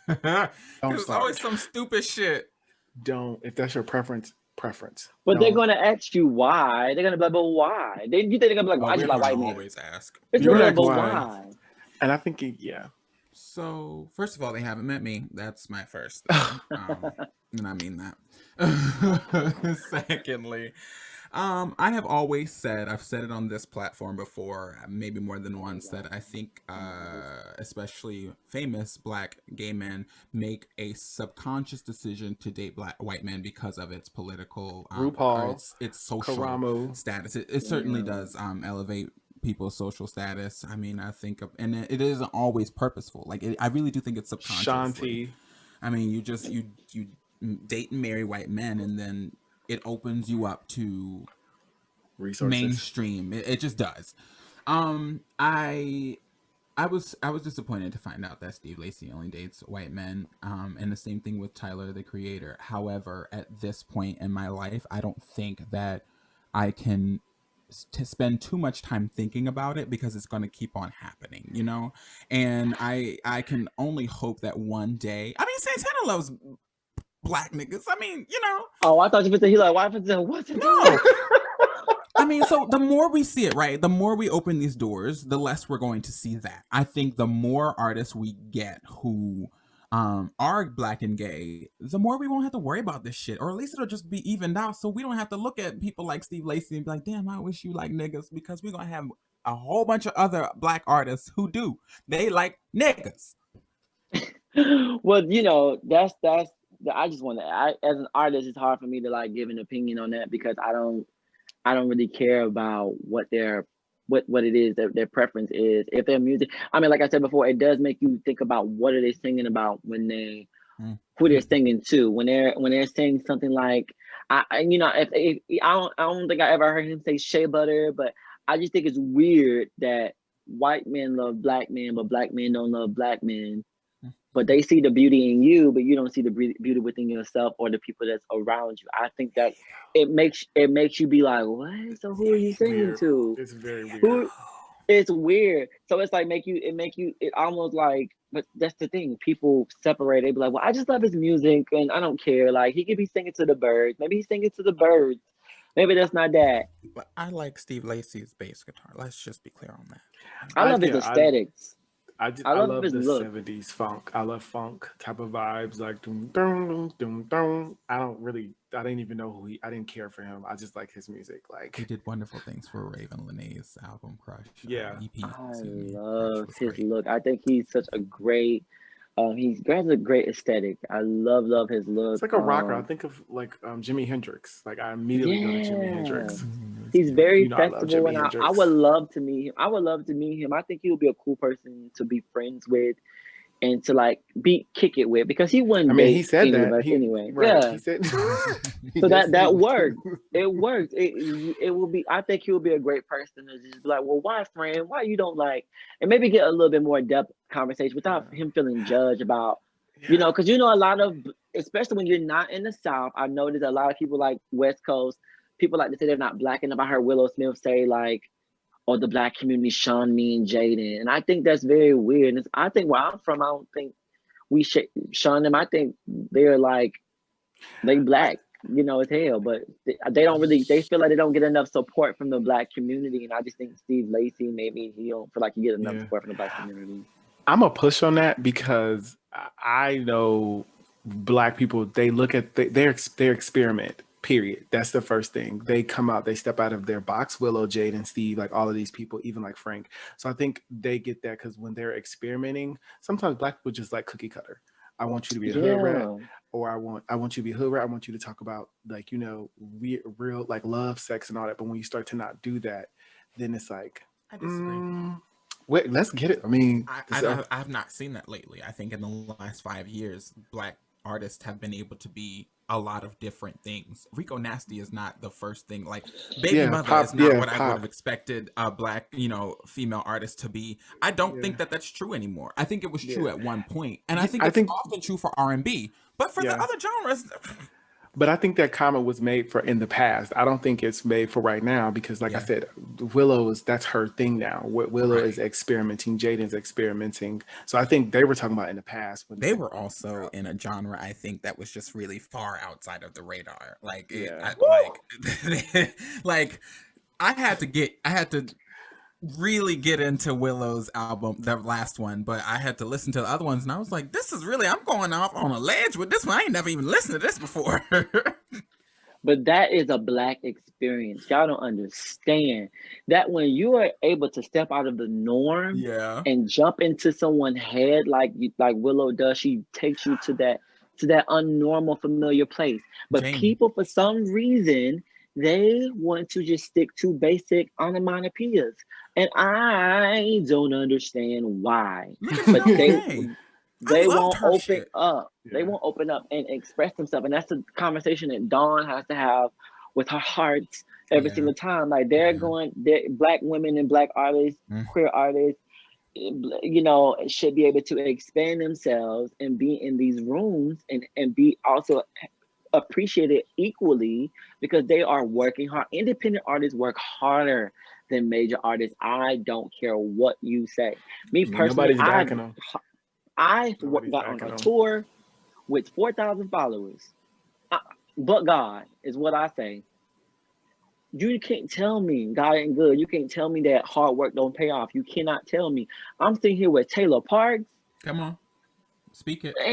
and she's with Ariana Grande, and she's sitting there watching the set like, yeah, it gave me very Brandy. It gave me No, very no phone is Frank do Ocean. not I'm like, answer. baby, you don't tell me this. And she's like, this girl has her eyes have experienced so much greatness. Mm. Any compliment coming from her is like, you are here, Terry. Like, what more do you want? I'm mad Corona stopped Okay. me from finishing getting and hopping and doing something more along with her on a tour. But God bless that if this happens, something else can happen. But people have to be able to open up and say, I see opportunities there. And I think Chloe and Halle executed that well. Another black R&B alternative artist that people was not showing any love to, that made people see who the fuck they was. And people are now like Yeah, loving them. this I hope they win that Grammy. I pray to God they win this Grammy that's coming up because that's the only reason I'm gonna be Yeah. watching. this build up for this album, I think, was that the catapult. Like I loved The Kids Are All Right. I loved everything before. I mean, Sugar, Good. Sugar. That was What so was I it? good. love y'all. Yeah, I loved it. So the build up to this album, I think, was Mhm. it was the I thing. I didn't. love y'all. We listen to The music kids because we No. are. the kids are already was like it slapped. It was 2018 it was a slapped. good year because of that motherfucking album. Even their EP, yeah, the Sugar. What was the? I forgot the Sugar one. Forgot the name of that. The EP. But you And then can tell a person's musical ballad when they name something. It's like you listen to that, like oh, you just don't understand. Like that is amazing that you said do that. y'all And I do thought y'all like Janelle Monáe? I I loved. love Oh, Janelle Monáe. Because the audition was like from do there you to forward. Like do you remember you let Devin? You had me listening to "Carry On, Ghetto Ghetto Woman." I Woman. was in the Electric house Lady like, was I was, and I love because I am obsessed with like you out of the box. Like when I hear somebody go out of the box, bitch, like Disney out of the box, I live for it. I love when Willow did it. I love all that. I love when I listen to a song and I cannot. I don't know when I don't know what music where you're at. Yeah. It's like a euphoria for me. I'm like, I thank gotta God, catch I up. can't. I don't know where the hell Yeah. box you in, so I'm gonna love it. So So I hear y'all mention a lot of black female artists. I do not hear a lot of male black artists, and I don't know why. And let me tell, can I give a perception on this? Yeah. I feel yeah, like a lot of black male artists are the same. yeah, They get that I call it the Trey Songz era, or Chris where Brown. or Chris Brown era, where they're over sexualized and they're very like baby, sex, and they're doing everything the girls are doing, but they're just taking their shirts off and it's always a grind, Yeah, But artists who are like aesthetic and being artistic and doing like yeah, vibes, it's always like I don't get it. Like, why were you hanging upside down and why were you yeah. like singing? It's like, oh, okay, I things Damn, you're right. almost I get died into it for because there is no music like reason. Samad. I love Samad, and like Frank Ocean is my favorite artist by all like everybody who knows me besides Ariana Grande because she's mainstream. But I love Frank Ocean because I came out to his music. But then like I know, like I said, I do know of like Elijah Blake, and I know like of Woo! Kristen Lear. However, like there is, I don't know why it starts to get. I think for me, I need to hear black queer men. Like Yeah. I do get to Really? that point. I do because it's like there's a lot of men they start to feel like they're on an assembly line. They all want to be sex. They all want to be this person like like Giveon. I'm liking Giveon. Giveon needs to give me an album now. His projects real nice, but it's I need something that does not sound like I'm listening to Trey. When I close my eyes, I'm listening to Trey songs or Chris Brown or Mario. I don't need that anymore. I can go to them. I need to hear me in songs now. I love Sir, and I really Yeah, enjoy him. I But the didn't. Yeah. problem, go ahead. Oh, I love Sir, and then forgot his name, and I just literally just blanked. Xavier Omar. Yeah. Oh my God. Same here. Mm. Yeah, we So listened there to we it. got them. We got them. We just don't. They're not But the they, first ones that come to mind, and that's yeah, unfortunate. they're always like this. You know why? I feel like, in my opinion, because black male artists are scared to be dramatic. And I get when you say gay, you need to see somebody in, but like I know it's a problematic person I'm about to mention right now because y'all did not mention his name, but Todrick Hall, how do y'all feel? Definitely like him. I've seen him in concert so many times. I've met him Oh, before. He doesn't like black men, and that's another thing. I Okay, just see, like. he's a talented individual. it's always the white man that gets the ones you like. But I mean, so Very I mean talented. that's what I feel like. Nice gowns. I feel like that's what you're gonna say, but God bless. I didn't say Um, it.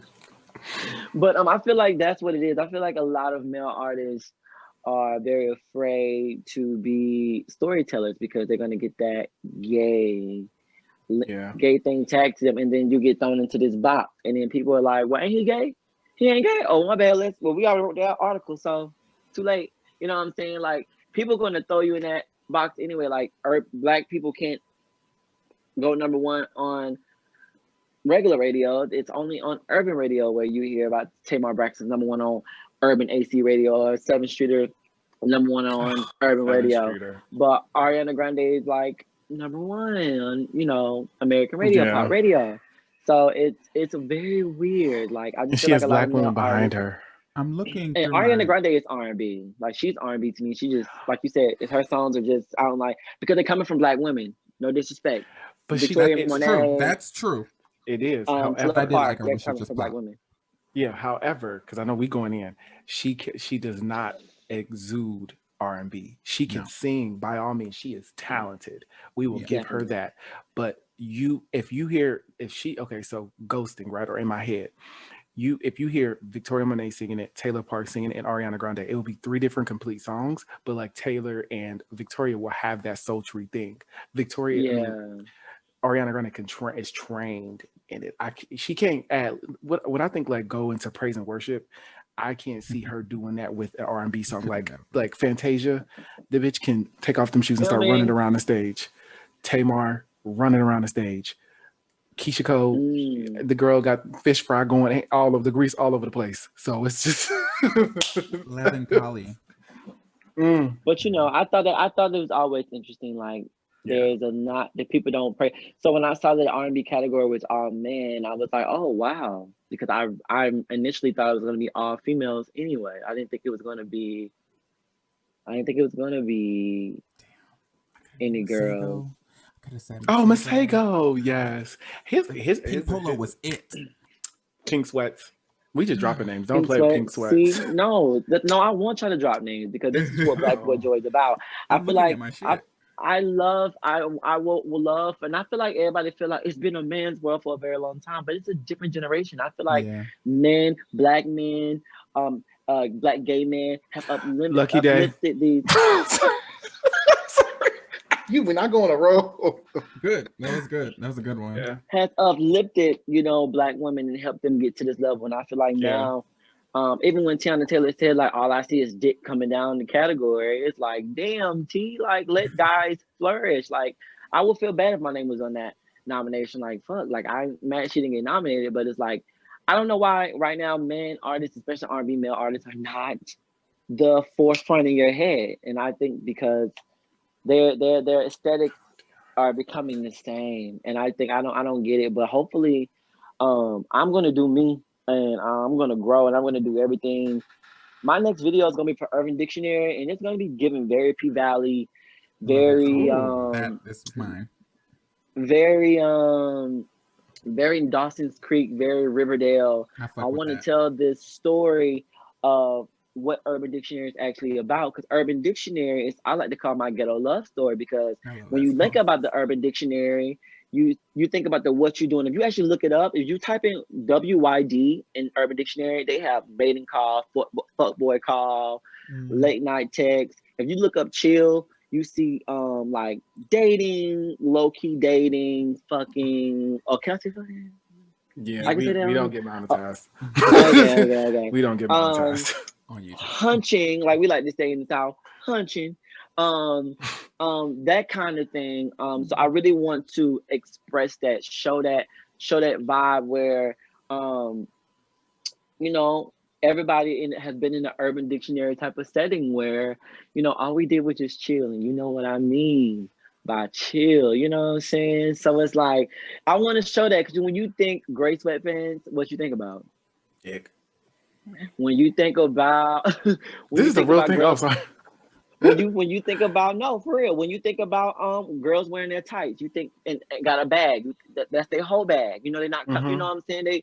That's Urban Dictionary, and I feel like I wrote this song to just kind of like it's open up, and I want to display that. I want to display my owl element.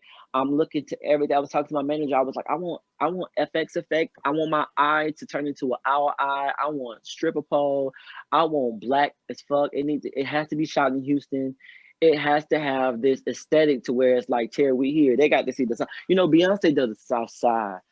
She does it in the No No No video. People don't even know that she's doing a Houston South Side dance. You know what I'm saying? That is a thing. When y'all see Beyonce doing this, that's the South Side. That's very She Texas. always does that on tour. She love to hit that shit. Oh, she love to hit that shit. That is Texas. Beyonce is core ghetto Texas, and I love it. I want to make sure poor ghetto Texas. I want people to feel that ghetto love story, and I want people to, you know, be like, shit, I think I've had an Urban Dictionary one time. I think it was just a summertime. Remember we chilled, you know, with Keisha or with Mike, or we kept it on the low. But it's a ghetto love story, because it's like when you dating somebody and you just keep it low key, it's a situationship, but you kind of getting your feelings about it. And it's kind of like, you don't know what it is, but you kind of like, okay, we just chilling. You know what I mean by chill. So it's just like a fun for the summer. We was only for the summer type of situation, only for the winter. We was only for the, you know what I'm saying? But I think I just seen a TV show the other day when the guy was like, we chilling. And I was like, so we not the girl was like, we not a couple? Like, you gonna tell people we not a real relationship? I was like, yes, I did that. And that to me is like perfect, because I could have made any other song and made it sound like any other thing, but Urban Dictionary just came out perfect. It came out great.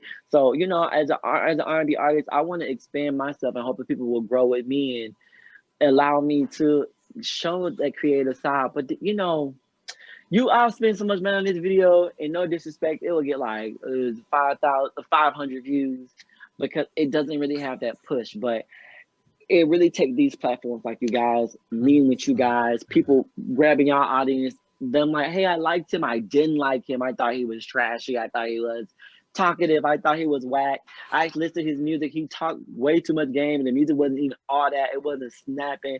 But you never know. You never know. You never know. But I love y'all, so I appreciate that. Before we close out, because I had two more, I wanted to shout out Thundercat and Serpent with Feet. And that's it. Come on, Thundercat. I love Thundercat. Oh, yes. You said who and was the Blood last Orange. one? Okay, sorry. Who was the last person you said? Was it Thundercat and Blood Orange, or did you say Thundercat and Serpent with Feet? Oh, Kyle Dion.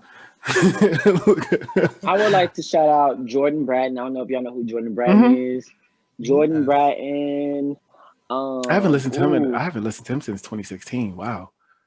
I was trying to go on tour with him. I think when he was on tour with Jasmine Sullivan, people thought that was me. So I was getting followers, and people was like writing me like, I saw you last night.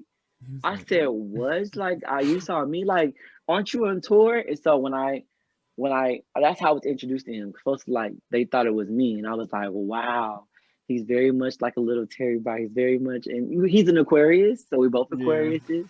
And then we talked online, so we like kind of cool, kind of not cool, but he off the radar, because, you know, once again, R&B male artists are not getting that push, and he dropped projects, and he's like, it's like, y'all ain't listen to this shit. Like, I'm putting my heart, sweat, and tears in records, and y'all aren't even pushing Yeah. it or trying to listen to it. So once again, this is why I'm here, because I'm a black boy and I'm a ghetto black boy from the South. But Come I'm also on. a hippie. But I think that's my black boy joy, and I think y'all will be able to see that in me. Sorry, my thing said 20%. So God No, bless. we wrapping up. Devin Yeah. Morrison. So that's why I'm excited. So hopefully everyone go listen to my music. It is available everywhere on streaming platforms everywhere. And you guys, congratulations on you guys' platform. I made sure I Thank stalked y'all, make you. sure y'all remember me. And I was like, y'all, the date wrong. Is it the 3rd or is it the 10th? I'm gonna be there regardless. So No, we appreciate it. There was definitely we were definitely here for it. We were I definitely appreciate that. I wanted to support you guys, and I didn't know if y'all wanted my support, but I wanted to be there. we want all And the support we can get. Yeah. There's no yeah, bad blood. We don't disrespect. So yeah. you gave you shouted yourself out already. We were is there Devin, you wanna do it? You did social media? Did I hear that? Instagram is at Terry Bright. Oh, Twitter's at Terry Bright. Facebook's at Terry Bright. When I get that blue check mark, it'll be official, because there's so many Terry Brights in the world, but guess who only yes. has the domain for Terry Bright? I know that's fucking right. Me. Come on.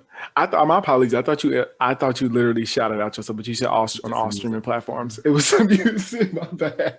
So That's first of crazy. all, thank you so much for joining us. Dang, he drunk. That's time for us to get done. Girl, He I fell was right into drinking the hot chocolate. Don't do that to me. I am not Dr. Heavenly. Come on, Married to Medicine. So thank you for being with us today, Terry. So if you all would like to continue a conversation with me on my social media platforms, you can hit me up on Instagram and Twitter at _Lord Every. That is LORDEVERY. And you guys can follow me on Instagram at Derwin King, SDERWINKING, and on Twitter at Free Negro. That's FREENEGREAUX. And if you all would like to continue the conversation on our podcast platform, you can hit us up on Instagram and Twitter at That Black Boy Joy. And if you would like to be a guest on the show or write into us, you can hit us up in our Gmail at thatblackboyjoypodcast.com. And like we always say, please be so in love with who you are. I'm talking about the Black Boy Joy. I'm talking about the Black Boy Joy.